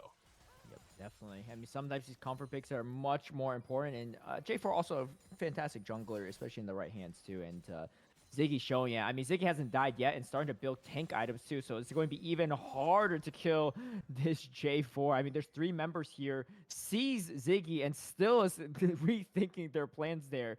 Trux is actually quite under level at this point too. Only level 9 on this Leona as opposed to level 12 on the Seraphine, but just not enough experience to go around as well at this point in time. So obviously you want the experience on your carries. But this Leona is not nearly as tanky as you want her to be at this point in time. Okay, so there is going to be a potential fight here. There's still more members outside of TPO, and they're already ahead, so that's not going to be great. Apprehended is the Skarner, charming through Ziggy. Ziggy actually gets quite low. Narva is on Efron, but not enough damage to take it out. Meanwhile, Katori is starting to shred here. We get the public execution onto Ziggy, but Ziggy counter ults here with the Cataclysm. Grey does take down Dembessa, and now MZRY is on the run. 3 members down already. Carry is down. Trux is low, and so is Archery as well. I mean, this point in time, they can't do much. Oh, the flash forward from Efron. Does Efron pick up the kill? Wants it on Trux so bad and does pick it up as well. Salt in the wound for MZRY, but TPO firing on all cylinders in this game number 2, doing everything can to force this game number 3 in this final week of the regular season of Divinity League, and they are looking to do so as soon as possible. Again, Ziggy still has not even died yet in this game. They tried everything on him, but I don't know, man. I mean, you're facing that Jarvan. It's not gonna be a good time. You're down items. You're on this. You're pretty much the same exact level as well too. So not even a level advantage from that investment into it. It was a good look, but just not enough.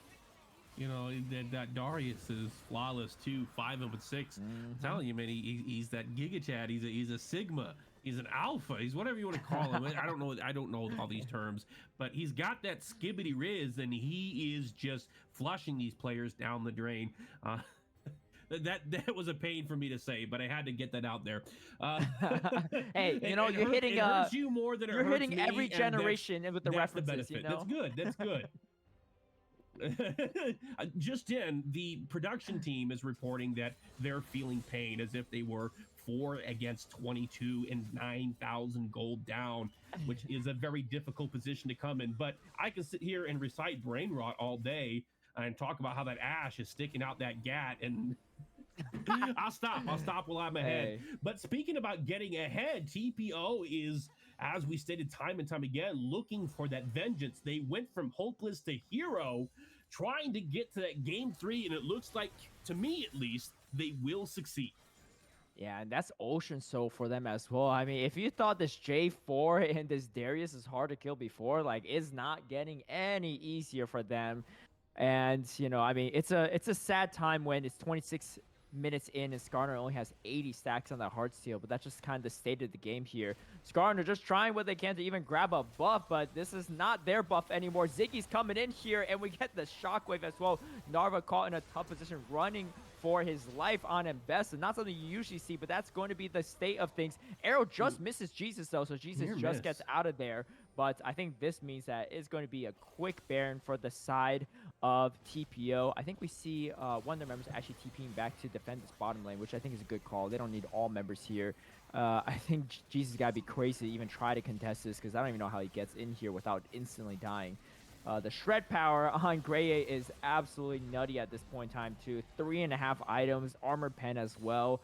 Not even a lot of armor to deal with, but just going for some even extra damage at that point in time. Frozen Heart completed on J4. I mean, this was a tough game for MZRY, I gotta say. But hey, it was one way in the first game, and it swung the complete other way for TPO. We're just setting ourselves up for a Game 3 banger. I'm hopeful that game 3 will be different. It won't be the same as these first 2, because they were polarizing. And I think this underscores what I was trying to say earlier when you're asking if they've been outplayed.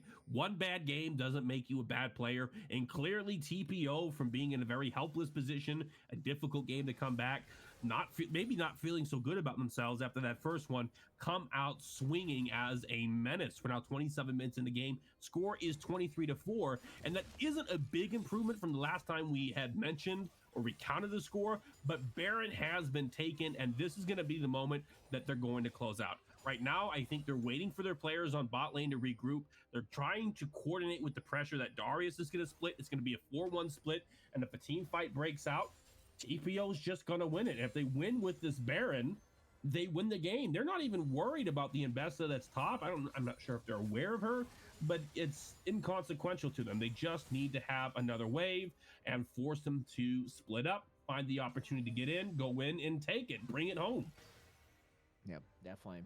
I mean, you can see too, right? All these objectives, all these buffs, also with Ruinous Otacon as well, just really snowballing TPO and stuff. I mean, what do you do even against this defense? They could just sit there and only watch as their inhibitor turret is going to go down. Their arrow is going to stun up. Jesus getting completely shredded. Didn't even get to spend a single ability in that fight. Greye is going to take that kill. The Seraphine ultimate comes down. The apprehend, the shockwave.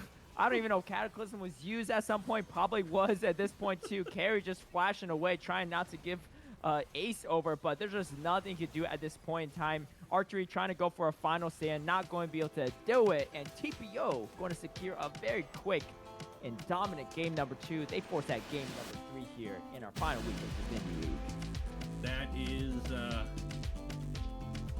what a game, what a series. We got one more game left, and whoever takes this last game is going to be playing for a spot in the playoffs. Now, if you are TPO and you win this game, you have a high probability of getting in there because you will be in one of those few 4-3 scenarios.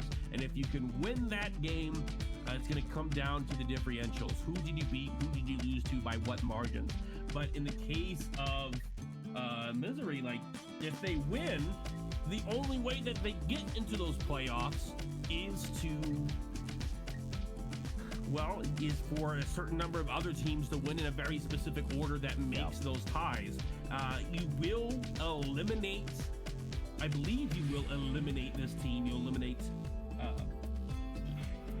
TPO. Sorry. Yeah, spaced TPO. out there, but you eliminate Nah, you're TPO good. from the contention by merit of having beaten them in the head-to-head. But I'm not sure that's going to be enough. And so it's almost like a game of spite. You're just here to deny them the opportunity you might not have yourself. But that doesn't mean you're down and out. You're just sitting there with your fingers crossed, hoping for the best that the right teams win in the right places. But yeah. Honestly, based on how long this series go, they might know shortly after too, because if other series are wrapped up in 2 games or just finish up a little sooner, which might be possible because that first game was 38 minutes, then they might know shortly after. But hey, there's a lot to play on the line, some pride as well too. I mean, no one likes losing in League of Legends, even if it's like an unranked game. But the series is tied 1-1. Like you said, a little bit harder for MZRY to make it into the playoffs after giving up a game here, but maybe not impossible. TPO as well, so you could say after losing that first game, a little bit hard to make in that top 4 slot. But either way, they need this win to have any sort of chance. And we have a game 3 on our hands, so we're gonna take a quick break, but we'll be right back for this final game to see who makes it potentially into those playoffs. We'll be right back.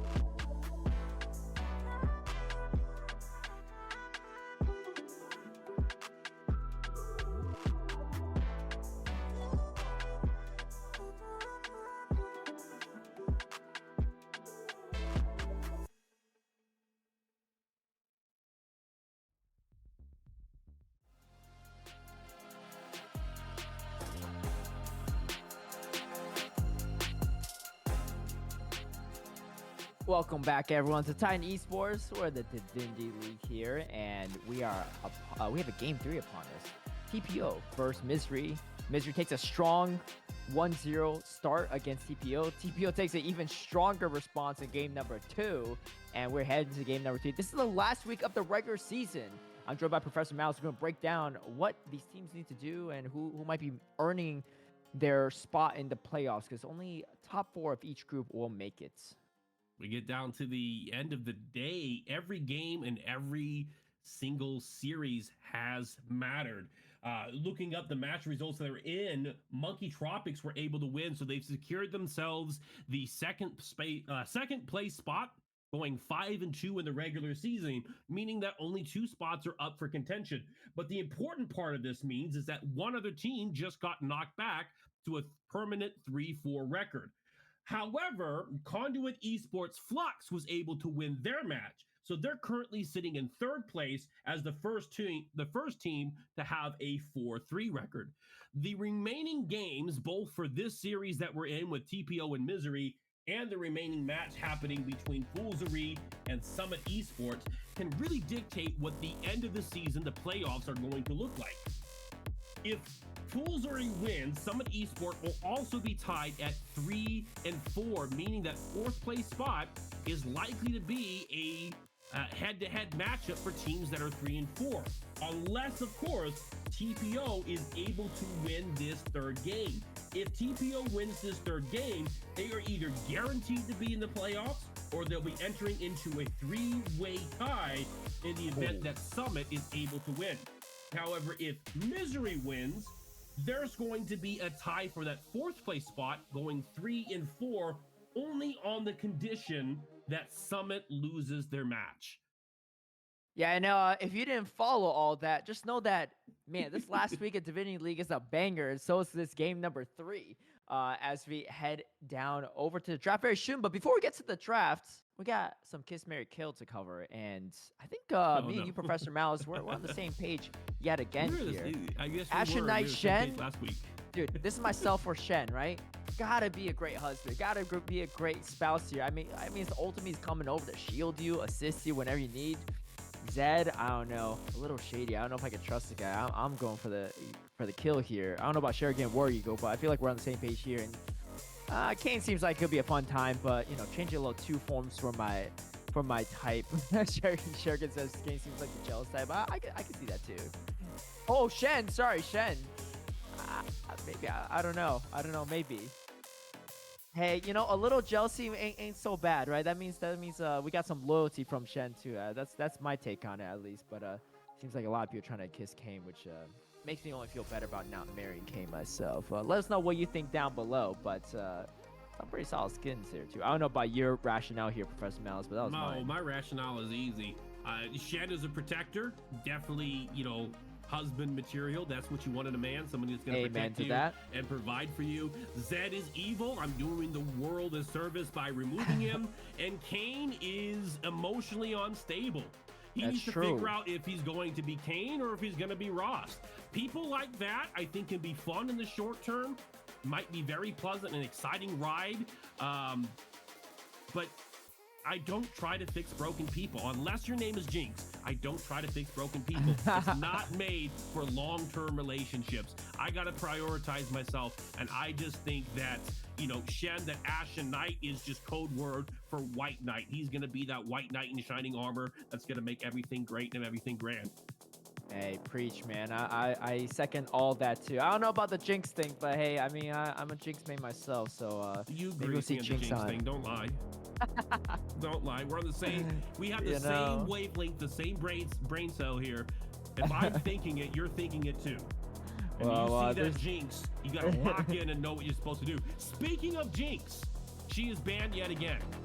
Yeah, TPO's not a big fan of Jinx themselves, and maybe a really strong Jinx player on the side of MZRY, which would, in all likelihood, would be carry if that's the case. They're going to ban out Victor again, so I approve of it this time. They're not blue pick. They're not blue side for sure, and I think part of it's just Efron's not feeling great about playing Victor himself, which I think is fair, So just not wanting to even mess around there too, because sometimes the the best answer to avoid getting it picked is counter picking it, but not going to be the case here. Pick Mumu is up. going to get banned out here as the other Mumu. one. Oh, the clarification for anyone that's wondering too, who's joining in right now, MZRY, they got only one ban per game.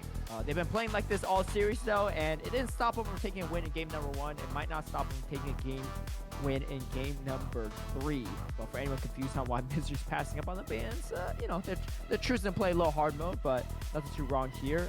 This is probably not a therapy That's pick not a therapy. we are going fearless. However, Varus first pick, not bad. Varus I like the definitely Varus. strong Varus is ADC. good. Corki would have been an acceptable counter offer as well. I would have accepted the Corki, but Varus is a phenomenal first pick, and it's an ADC, a great blinding bug too. And so MZRY seems like they've got a clue, they're locked in, and they're gonna do what they gotta do to see this game through. Yes, I'm Dr. Seuss in it, and you should too. Wukong on the blue pick. Number 2, I like this. MZRY, good picks. You're taking these S tier picks, these priority picks. This is good drafting. Quay, you know what? I like Quay as well. Not as big as being like the super powerful power pick in the current meta, but he is a phenomenal blind pick for the mid lane. And if you want to take that away, that's great. And if you're going back to that like front to back poke composition between Varus, if you're going in the Faldi build and Quay, you are, well, you're doing it. You're right back up. I think we can expect to see some Warden support or a Warden top laner, something kind of like the Orin to play it slow. We might see a repeat of game 1. I'd be curious, TPO though, Cena, Seraphine, I don't know how accurate these picks are. Yeah, the Well, I know Seraphine's it's not not a going to be it, but I believe this area and Nivea are going to be correct with you. Nivea honestly has a lot of strength, especially in lane here too, and could make sieging quite hard if you're trying to push in that base. Wukong's I think is interesting too, because there's always a That can't chance be right. that that could be a Wukong top. I don't think the Yumi ban is actually terrible here, because Yumi Zeri is quite annoying to deal with, but we don't know what their first pick is there too, so maybe probably not a support. Well, we knew they were having problems, and so Yeah. well, until we get clarification. It's okay, so it's a Bear pick for that Victoria first Volibear? pick on the side of TPO. Could also Yes! be their jungler pick, but could also be their top laner here too. Same with Wukong. I like the flexibility here, right? Could be a jungler, could be a top laner, but probably going to be the jungler. We'll see though, as the last pick. Yeah, it's going to be Renekton on that top side. Braum supports. We have a top laner left, or maybe top laner was Volibear. Could be a jungler left. Let's see what Renekton. TPO picks as their final pick. It's going to be Urgot. So it's going to be Volibear jungle and Urgot top. Looking interesting. What? How do you favor in terms of MZRY. these compositions? MZRY right MZRY away. wins.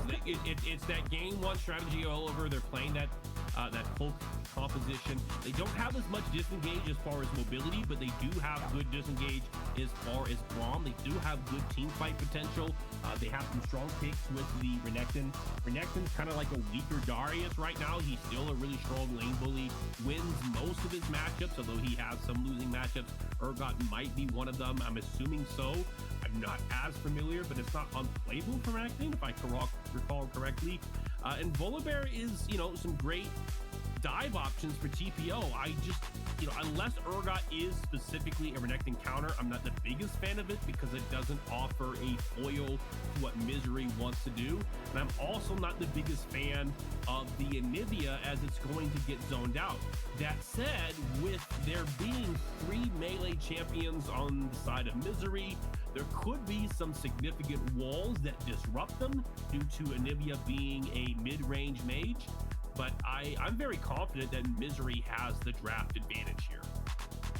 Ooh, this is an interesting one. I actually think TPO, MZRY definitely looks strong early game, but I think TPO's late game is pretty scary too, right? Assuming you don't catch like the Zeri in a tough position, right? Because Zeri, if you're caught there, then it could spell disaster for you. But Anivia has a lot of damage, and this front line is super scary for TPO. I mean, you got Urgot, Volibear, Rel, and these aren't just champs you could just walk by, right? Like if you're trying to walk by a Volibear or Urgot, it's not going to be a fun time, right? They're going to just disrupt a lot and do a lot of damage themselves.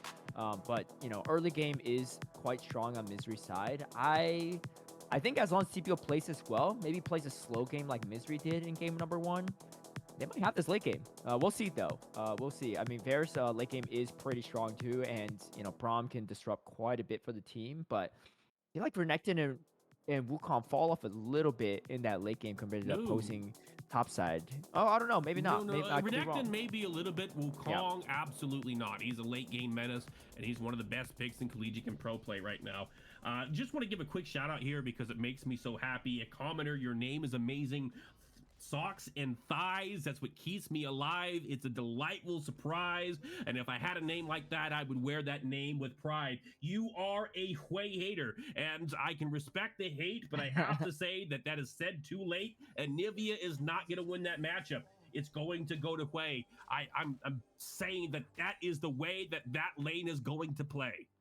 Hey man, you gotta drop a mixtape sometime. That just if that came right off the top of the dome, that's crazy. But here we go. This is game number 3. Might be even crazier than Professor Malice's rhymes, as we have both teams here just scouting out some wards. But let us know in chat too. Who do you think is going to take this, especially in that late game? But you know, if you're a MZRY fan, let us know. If TPO too, TPO definitely need this one to have a chance in these playoffs, to have a chance to enter the playoffs, I gotta say. Ooh, really nice Renekton skin, actually. I didn't see which one it was, but I've actually never seen that Renekton skin, I Is think. it the amethyst crystal one? That's possible. It's The possible. one I that mean, I says don't... we have money, no funny business. Yeah, the question is, can it fish up some currency like that Jack skin? Because if not, what are you doing those crystals here? But here we go. It's going to be an interesting game here too. I mean, I like this. Even this bot lane is very interesting to me, right? Instead of like kind of a double range comp with enchant or something like that too, both got those engaged tanks. Both got a little bit of range. So I feel like in the past 2 games, this bot lane, you know, the matchup has never really been truly even. But in this one, it looks a lot more even, and we'll see how it goes. I got to disagree with you again on that one. Rel wants Okay, to go okay. in. Braum does not. Braum can follow up with his Yes. W, but it's not a solid engage. He actually has that Q to stop people from coming in or punish them from trying to flee as you build the stacks. And he's got, you know, a great shield which can protect your carries from all sorts of skill shots. And then he has that ult that knocks people up and applies that passive. He is good against melee targets, and his job is to protect his ADC. Rel flexes on this role. She can be the engaged tank. She can peel. She's not as great as a peeler as perhaps like Braum or Taric or Alistar, who are better equipped for it, but she does have the versatility of flexing between the 2 roles. And as of late, she's been a phenomenal engager and setup for team fights with the ability of her ult here.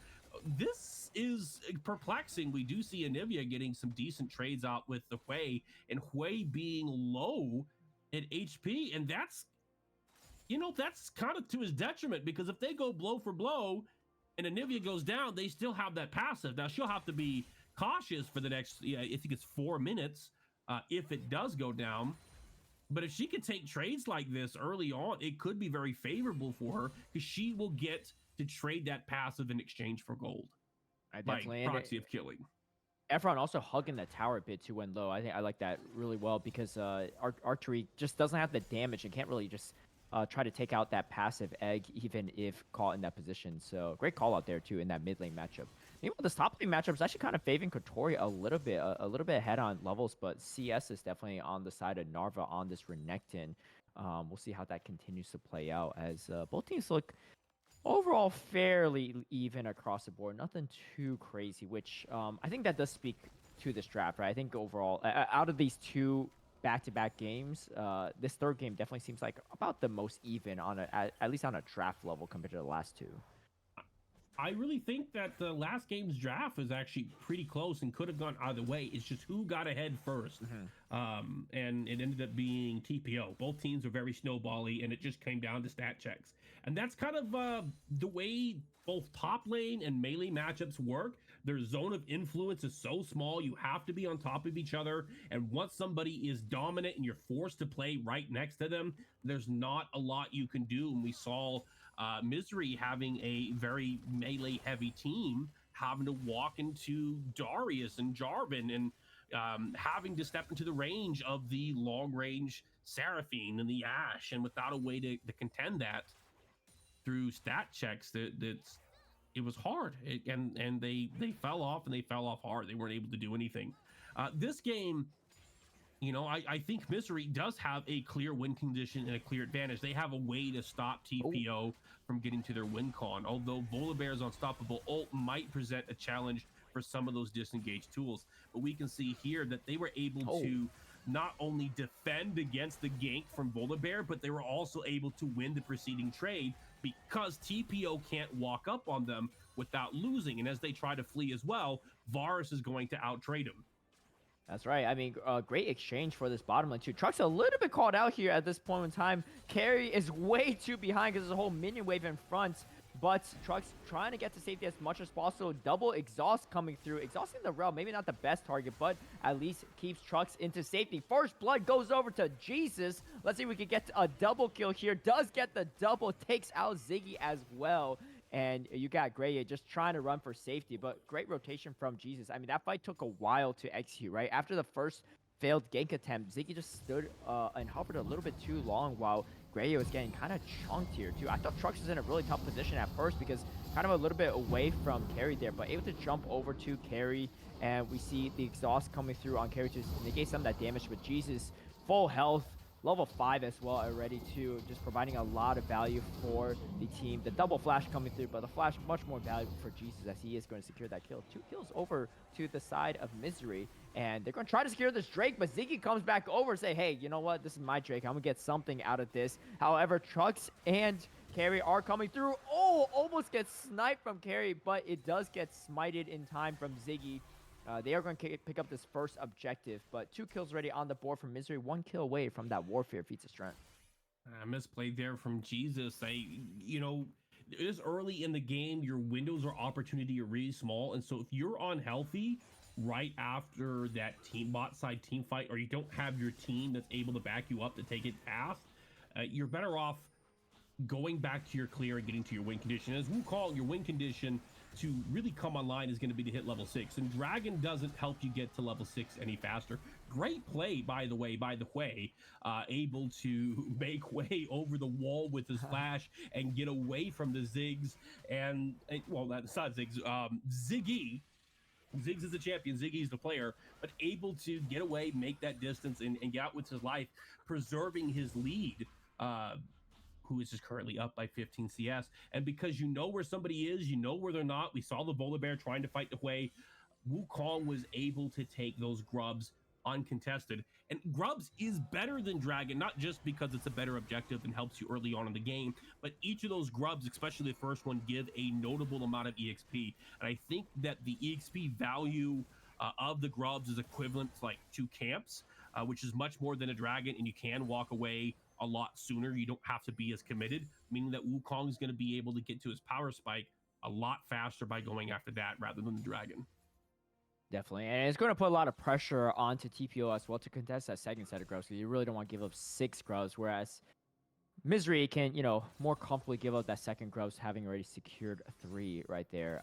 This could be an interesting game as well, because there's a lot of line for both teams. This is arguably going to be one of these teams' final game for the Divinity League regular winter season. So a lot on the line. Unsure if either team can definitely make it to the playoffs, but your only chance there is to take this game. So both teams putting their all into this final game and seeing how that goes.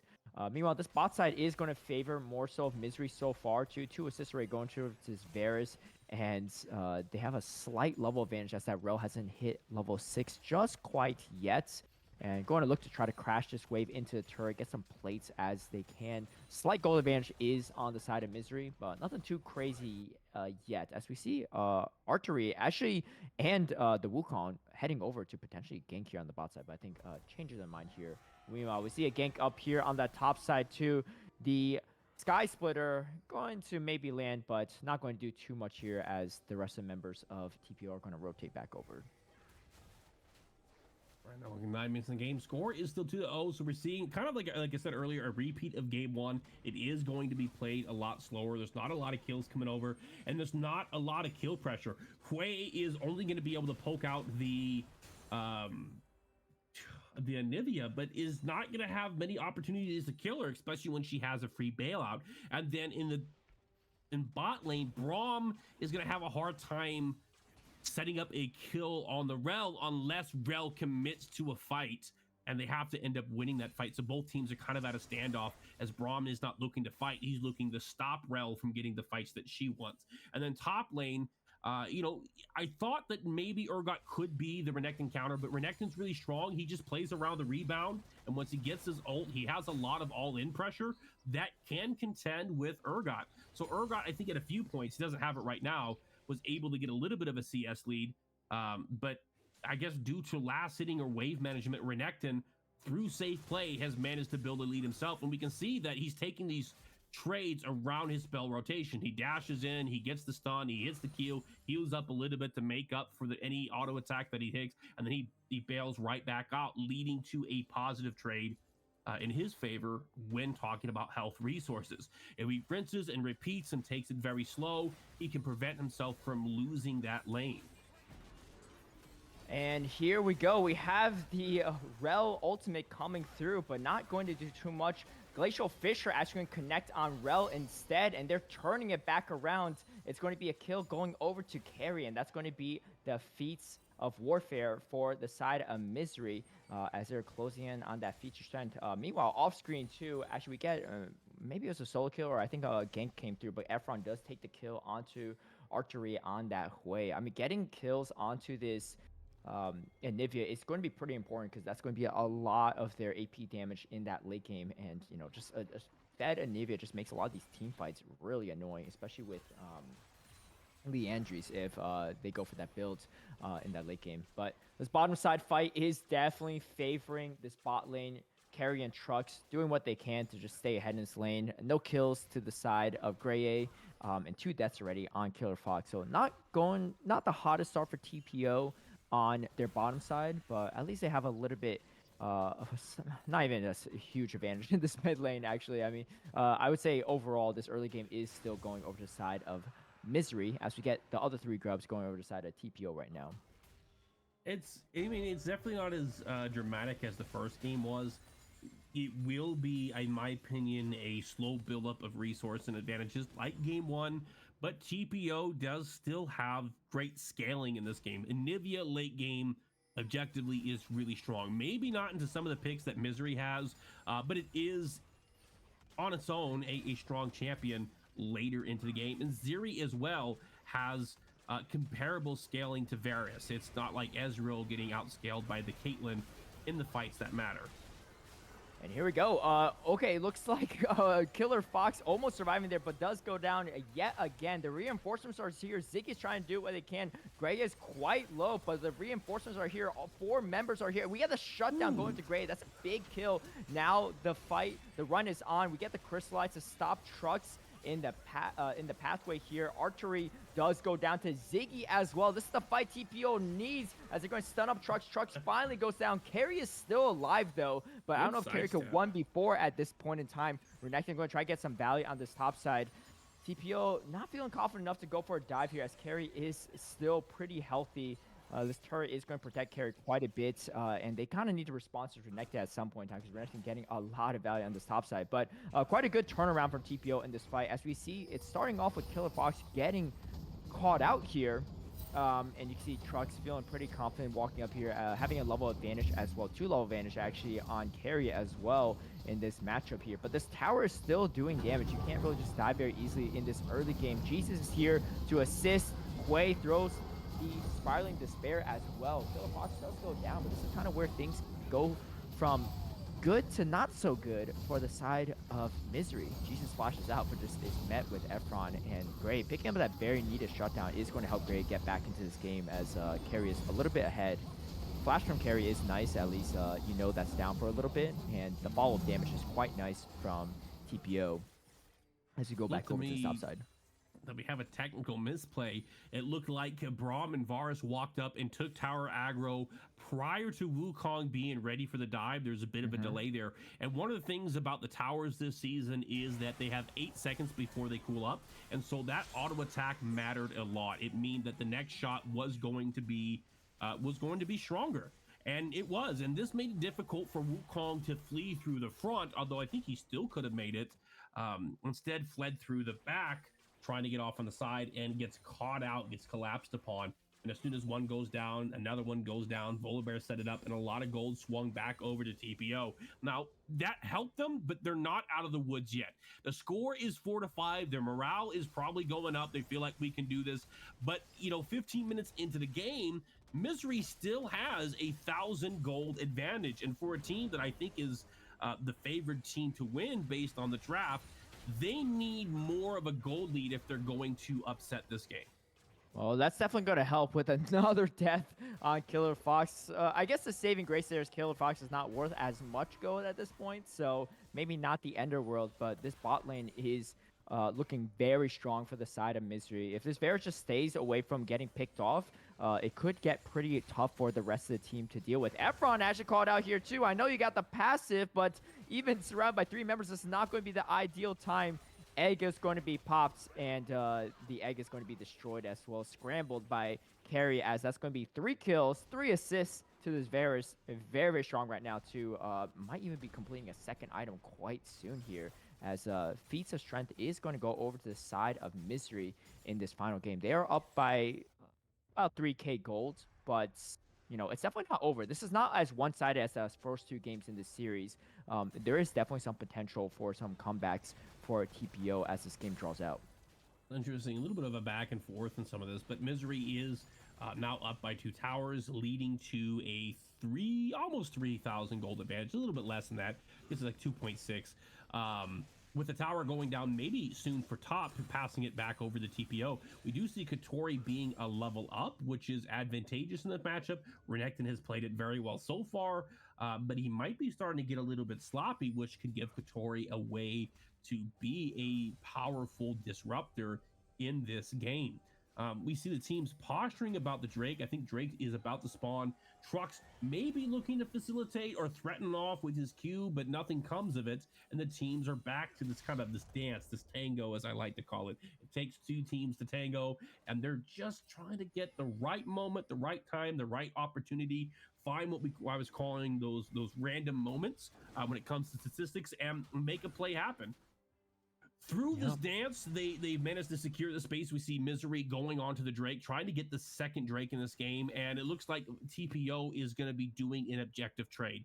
Rather than leaving things to chance and coin flipping on the Dragon, they decided we're going to take Herald. Herald's going to help us get an influx of gold to get through the next 5 to 10 minutes. This might be the more beneficial play. Dragon doesn't matter. Dragon only matters if they get 4 of them, and that's not right now. That's 10 minutes from now, 15 minutes from now, depending on how we defend later.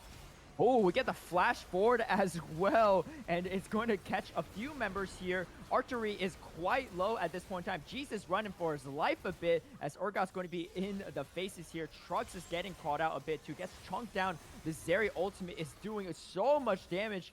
And it looks like they finally shut down Carry as well. That's a huge fight for TPO. They completely turned it around. And it's really on the backs of Killer Fox. I mean, hey, I love the confidence of Killer Fox as well, saying, hey, you know what? I died a couple times for my team, but I'm still going to do what I can to support them. And they are going to get the turret as well.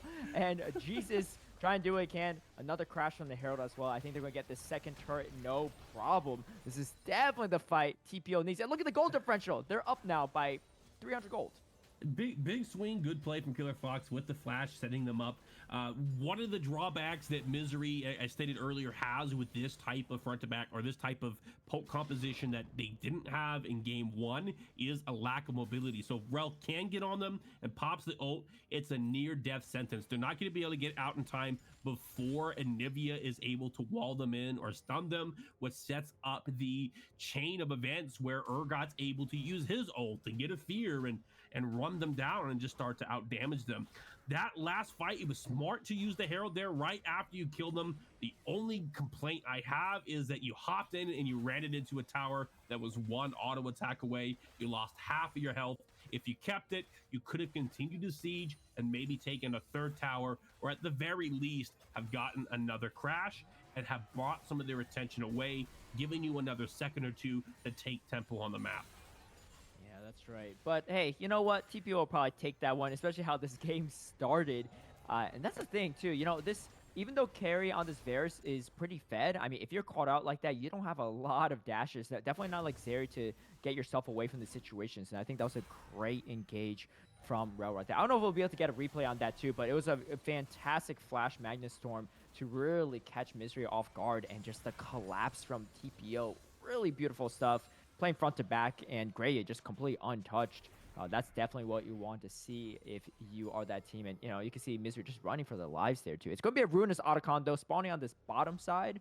And so, yeah, I mean, things are swinging back and forth. I love it, though.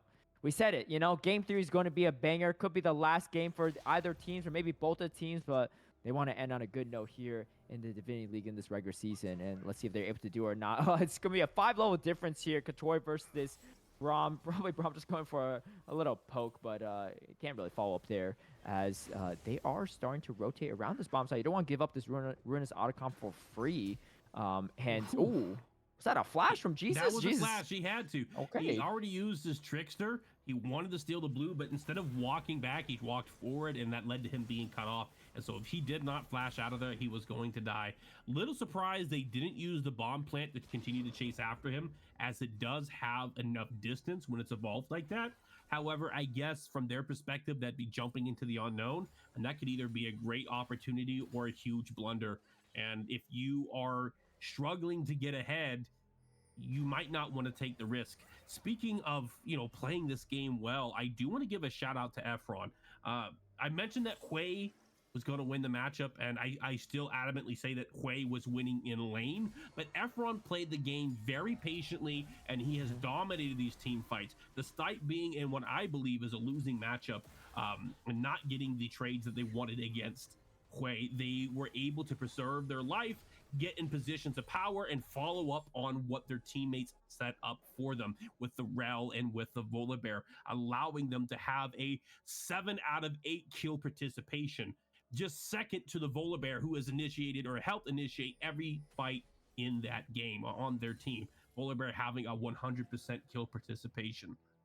Yeah, really great game from Ziggy, too. I was feeling a little nervous for Ziggy after that first game on that Vide, not really able to get a single pick, but really turned things around in games 2 and number 3 as well. I mean, going deathless on that J4 and just 100% kill participation, definitely what you'd love to see from your jungler to get that confidence back. As we get a tower going down on this bottom tier 1, might be rotating over to this Ruinous Otacon, might also be baiting here. The vision is definitely on the side of TPO here. This could be a big, I was going to say 5v5 fight, but a couple members not there too. Could be a 4v3 fight. As we see the TP coming through from Hui, they are looking to set this up and see what they can do Gary, don't here. do it. Oh, and we got Nivea rotating over as well. The position is going to be pretty key here, as we see a quick stun on Narva. Oh, this is it. Nivea's behind him. This is bad. Maybe not the best ultimate from Ziggy. But Ziggy does actually get completely shredded. Another great Magnus Storm, but the damage not there to follow up like last time here. And Narva doing a lot of can. Dominus comes through. Katori is quite low here. This is actually all MZRY's fight instead. And now almost all members are down. Efron running for his life. Can they catch him is the question. Oh, has to burn the flash as well to safety. I mean, probably worthwhile at that point with the shutdown. But wow. This game is real back and forth. It really started with, I mean, look at the position from Ziggy, right? Caught out a little bit here, and then forced to use the Stormbringer, ulting away from this fight. So lacking that initiation is going to be pretty unfortunate for Ziggy, as we see how this fight starts out. And because of that too, Ziggy goes back in, but after that, it's not a great position, because you don't have that ultimate. And yeah, look at this, ults away. And then, of course, if you really want to fight this, you still have to go in, right? Because you are the front line here. But at this point, you already have health completely gets chunked. Great Magnus Storm from Killer Fox, but at that point, no damage. Separate from the rest of the team. I mean, just they kind of put themselves in a weird sandwich, right? But not the ideal sandwich you really want. And then the rest of the damage just follows up from MZRY. And yeah, the only people miserable here is maybe TPO. But I don't know, man. I mean, this game's crazy. I mean, you know, you see one team wipe, and then you see another team wipe going the other way. They are going to secure Ruinous Otacon, which is going to be a solid set of buffs. They can. Oh no, did they go for it? No, it's still up on the map actually, so they didn't go for it. So it could still be another fight on this bottom side, but they do pick up the Drake, and that means that they are now on soul points. a little under 2K gold lead. Gold differential is not really that big, and honestly, these team fights can go either way so far. I think just execution is going to be the key factor here. You know, this game is more back and forth than a married couple's argument. But that last fight was a phenomenal example of parallel trading, right? The team was split, and this is a scenario where MZRY was grouped as 5, but TPO was grouped as 3 and 2. And you can play split team fights, but it's about how you threaten your pressure without overcommitting. Because if you commit with the side on the 2 where Volibear gets caught there, you end up putting your position that's essentially like 2v5. You got 5 players acting on your 2, and your 3 players are not necessarily in a position to be acting on them.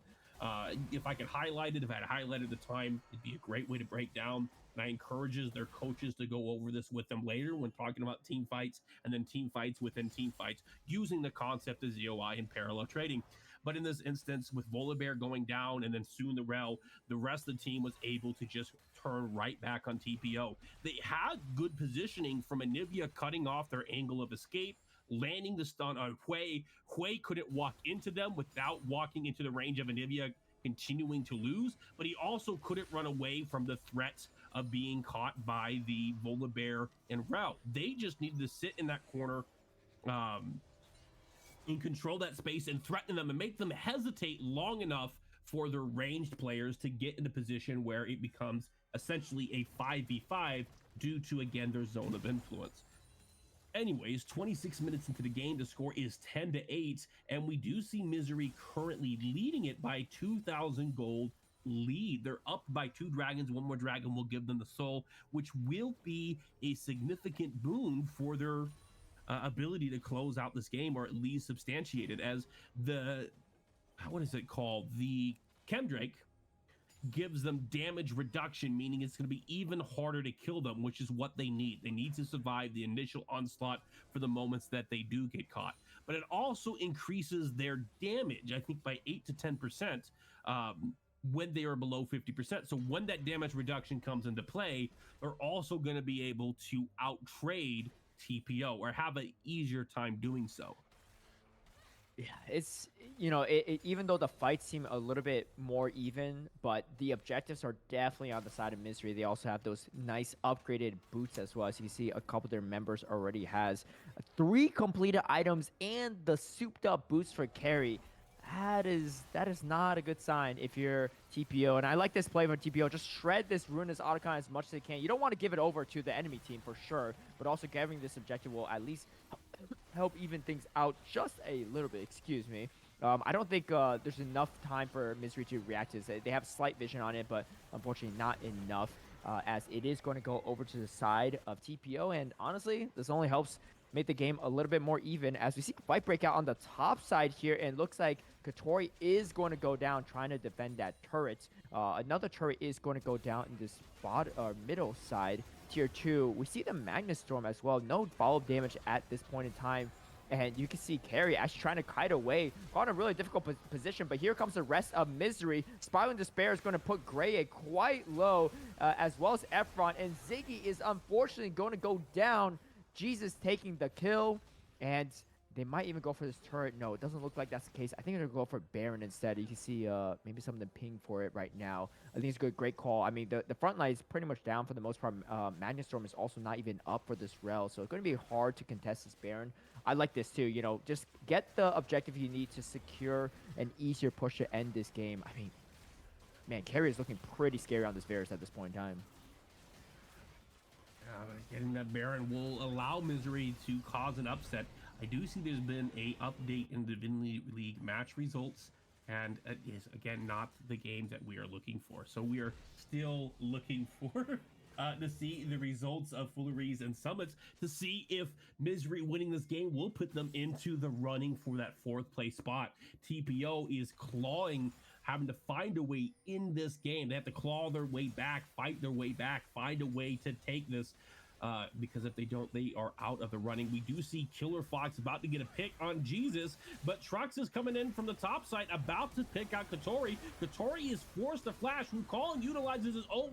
Gray A trying to get some DPS out there. We see Hui fighting back. Ziggs is taken down. We do see one kill go over to Oh, MZRY possibly be able to get this though.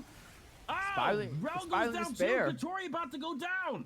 Katori running away with But 2 Efron HP at this point, but gets Efron the having wall. so much damage, leading up, flashing forward as well to pick up the kill on Trucks, feeling himself at this point. Gray doesn't have the ultimate back up, but still has a lot of health bars. Carry is not scared, though, has the item advantage. It is willing to go for this 1v1 trade, especially with that Zeri ultimate going down. Kind of interesting fight. No team wipes here, but just some picks back and forth here, too. Ziggy's unfortunately getting caught in quite a few spots, unfortunately, too. I mean, just this bear is going down a lot faster than you probably hope.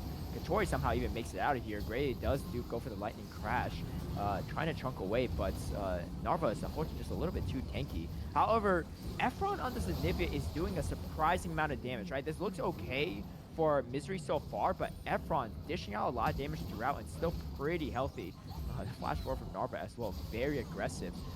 But Killer Fox, great with the engage as well, the re-engage, I gotta say. I think Gray's ultimate has already gone down at this point in time, too.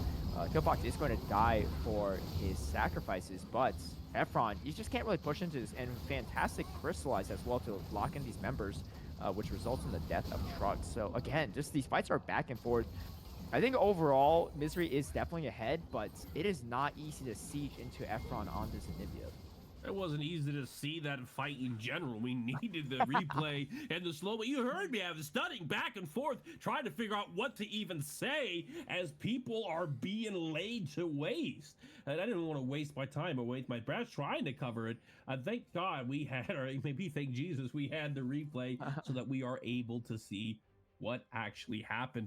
31 minutes in the game, 14-12, goal differential of 4,000 in favor of MZRY. MZRY does have the feats of warfare. They are on soul point, 1 dragon away from getting the dragon soul. But TPO getting a lot of shutdown goal, having significantly won that fight due to Efron. Efron's becoming a threat, 5-1, fully online, and gold concentration is something that we shouldn't ignore. A lot of the gold that TPO does have is on their carries. It's going to be on the Anivia, it's going to be on the ADC, it's going to be on the Urgot with a 10 kill participation.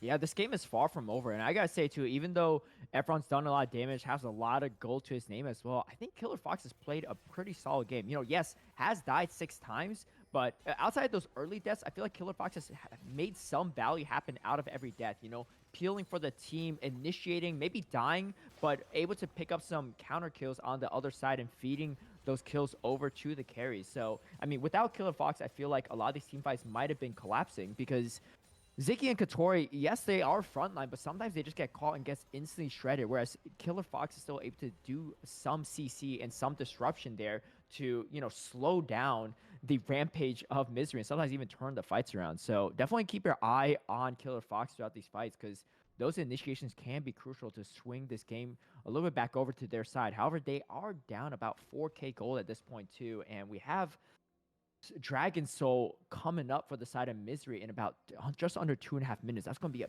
big fight. As you can see, teams are just preparing for it, trying to finish the final items. Don't really want to get caught out or die before then, because or even use a lot of their important skills before then too, because you definitely need it for this final fight potentially at this Drake. Interesting you should point out Killer Fox's comeback in this game. If I recall, they left late. I think it was 0-4-1, maybe it was 0-4-2. But in these last 2 lives, at minimum, they've gotten 4 assists, if not 5, meaning they have been giving a positive effect to their team these latest fights. We saw the flash ult that set up a great play, one of the comeback plays for TPO, and that last one as well being a prevalent part of the strategy that allowed Anivia to land such a good wall and such a good ult, which evened out the playing field and made MZRY eat dirt for a minute there. And so, you know, yeah, Killer Fox is down, but they are not out. They have not resigned themselves to doing poorly. It's just a bad lane phase, but it doesn't have to be a bad game. Yeah, making a lot out of that too, which is definitely what you love to see from your support here. Just getting any value you can. The waves are pushed in a bit for the side of TPO, as we see just almost a minute actually before this final Drake is spawning. However, Baron is going to be up a little bit more than, I don't know if either teams are going to contest or not. Could potentially even go for a trade here if TPO is maybe willing to concede Soul, but I don't know if that's worth it here. But I don't know. Sometimes it might be. We can see this Wukong's quite fed at this point too. Jesus, 7-1-7 on this Wukong. Definitely a little bit of a jungle gap in the other direction in game number 2, but Jesus responding really strong in this game number 3 as they're trying to look to close it out here. The goal differential is still about 4K as we see pretty much almost all 5 members of TPO heading towards this mid lane here. They're definitely looking to set up a fight somehow, right? I mean, if you get a team wipe here, that could be Drake and Baron easy at this point too, with the length of the spawn time, depending on how many members are left alive. But they're going to have to take the fight first before they can dream of all that. As we see Killer Fox looking for a potential gauge, still hovering though. Carry is going to be one of the players to look at. If we look at the gold concentrated, Carry has about a 2,000 gold advantage over anybody else in the game. Now, Renekton and Wukong are also really fed. However, they're about tied with the opposing ADC. So MZRY and I guess Anivia as well are both in that 13,000 range, meaning their strength is pretty relatively close. If Carry is taken out early, TPO might have the ability to win this fight. But one of the things they've been doing is targeting the Hui, and that hasn't helped them a whole lot. Hui is a small portion of the gold that MZRY has here. Yeah, definitely. I mean, Hui does have a decent amount of damage under his belt that he could dish out, but Carry is really the main person you want to focus if you could get to him too. 4 items plus the upgraded boots. Going to be some nasty damage. As you can see, TPO is going to face check this bush. They don't have the full vision because of control ward, but they are going to summon Narva. Narva is going to be able to flash out on that Renekton. Katori actually quite low, but now you have to walk into all this damage from Efron. That's not what you want to see here. Carry does take down Killer Fox. That's going to be the first start here as the rest of the TPO are starting to run for their lives. That's going to be a double kill for Carry. Katori quite low as well. Gray is still pretty full on health, but Efron's egg gets popped, and then Efron's going to get popped as well. It's going to be a 1v5. Can Gray do it? I don't think so. Gray is going to run for his life, is going to flash out. I don't know if you have a chance to defend this. The spawn timers are quite long on this one. As we see, they are going to be taking down this turret in this bottom right screen. I see how this fight broke out. Fox is able to land the slow there. Ziggy and it looks to be Urgot being poked out. Rel forced to use her engage just to flee, and we have a 5v1 scenario with Rel. Rel gets popped out of here, so now the game is 5v4, and Volibear tries to go in while the rest of the team is trying to flee, meaning Volibear is 1v5. So Volibear goes down. The whole team is 5v4 here. Anivia gets taken out, 5v2. Urgot goes down, Anivia goes down, 5v1. And this is just proper targeting, proper positioning, going for the parallel trades, and being able to close out a team fight through these mechanics. MZRY is able to secure the victory here, meaning that TPO is out of the running for that 4th place spot. MZRY may be in the running depending on how they matched up against some of the other teams. I believe there's 2 other teams that are 3 and 4 with the possibility of of them having a 4-way tie for that 4th place spot. This all depends on the match that we haven't had a result yet. Did Foolery, the 1st place team, beat out Summit Esports, or did Summit Esports cause an upset, beat the 1st place team, and secure their spot as the 4th place team for the playoffs? Man, look at that damage here from Carry. True to his name as well, putting the team on the back on the damage side of things. But honestly, a great team performance throughout too. I know Hui maybe was a little bit quieter throughout the game in that one, Archery, but actually in that last fight, looking at it, I think Archery had a lot of impact. Spiral and Despair affecting so many members that you're just slowing them down, just slowly chipping away their health bars, while Carry just chunking away the rest of those health bars. And yeah, what a fantastic fight. I mean, hey, we gotta give it to MZRY as well too. Well, yeah, not only that, but MZRY had a total of 3 bans over 3 drafts. That's kind of crazy. But hey, you don't need 15 bans if you're playing this well. So wish them the best of luck as they are looking to hopefully making the playoffs. But either way, they should be proud of their final week's performance if it is their final week. But that's going to wrap it up for the regular season of Divinity League. That is 7 weeks. Kind of flew on by, but we have playoffs coming up starting next week. So we'll keep you all updated on those respective teams. But yeah, before we go though, if you're a big fan of Titan Esports, take a look at our merch. We got some great merch here, regardless of if it's cold or hot in your respective areas. We got something for everyone. FOFesports.com/Titan. Grab your own merch, grab your own hat, grab your own mug, maybe grab your own VTuber merch as well too. I don't know. I know you're working on it, Professor Malice, and I'm sure we'll see it one day. One of these days, I'll come up with something big and fancy, perhaps with a big old Titan emblem on it. I could get like a P chain or something and just have it around my belt. That would be pretty great, but I don't know. I might have to run that by Symes and see if he lets me do that. I heard rumor that we might be conducting a raid. Mr. Producer, is that the case? Or will we be raiding? All right. Well, no Tyler 1. We're not going to mock him for playing World of Warcraft. Tyler 1's got enough viewers, I'm sure everyone already knows. Okay. But anyway, shout out to everyone that tuned into this. What a banger of a final week of the regular season series. Went all the way to Game 3. And congrats to MZRY to close it out for this final week. But anyway, it's been a pleasure. Great job. Great time to cast with you yet again, Professor Malice. And a big shout out to Broadcast Sherigan running that, as well as Warrigo running the Observer cams. And shout out to everyone for tuning in. Any final words, Professor Malice?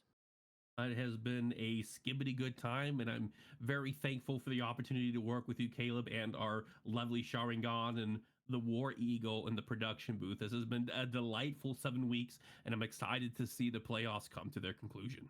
All right. Well, we have playoffs next week at the same time, so stay tuned for that. But until then, we'll catch you all next week, and have a good one, everyone.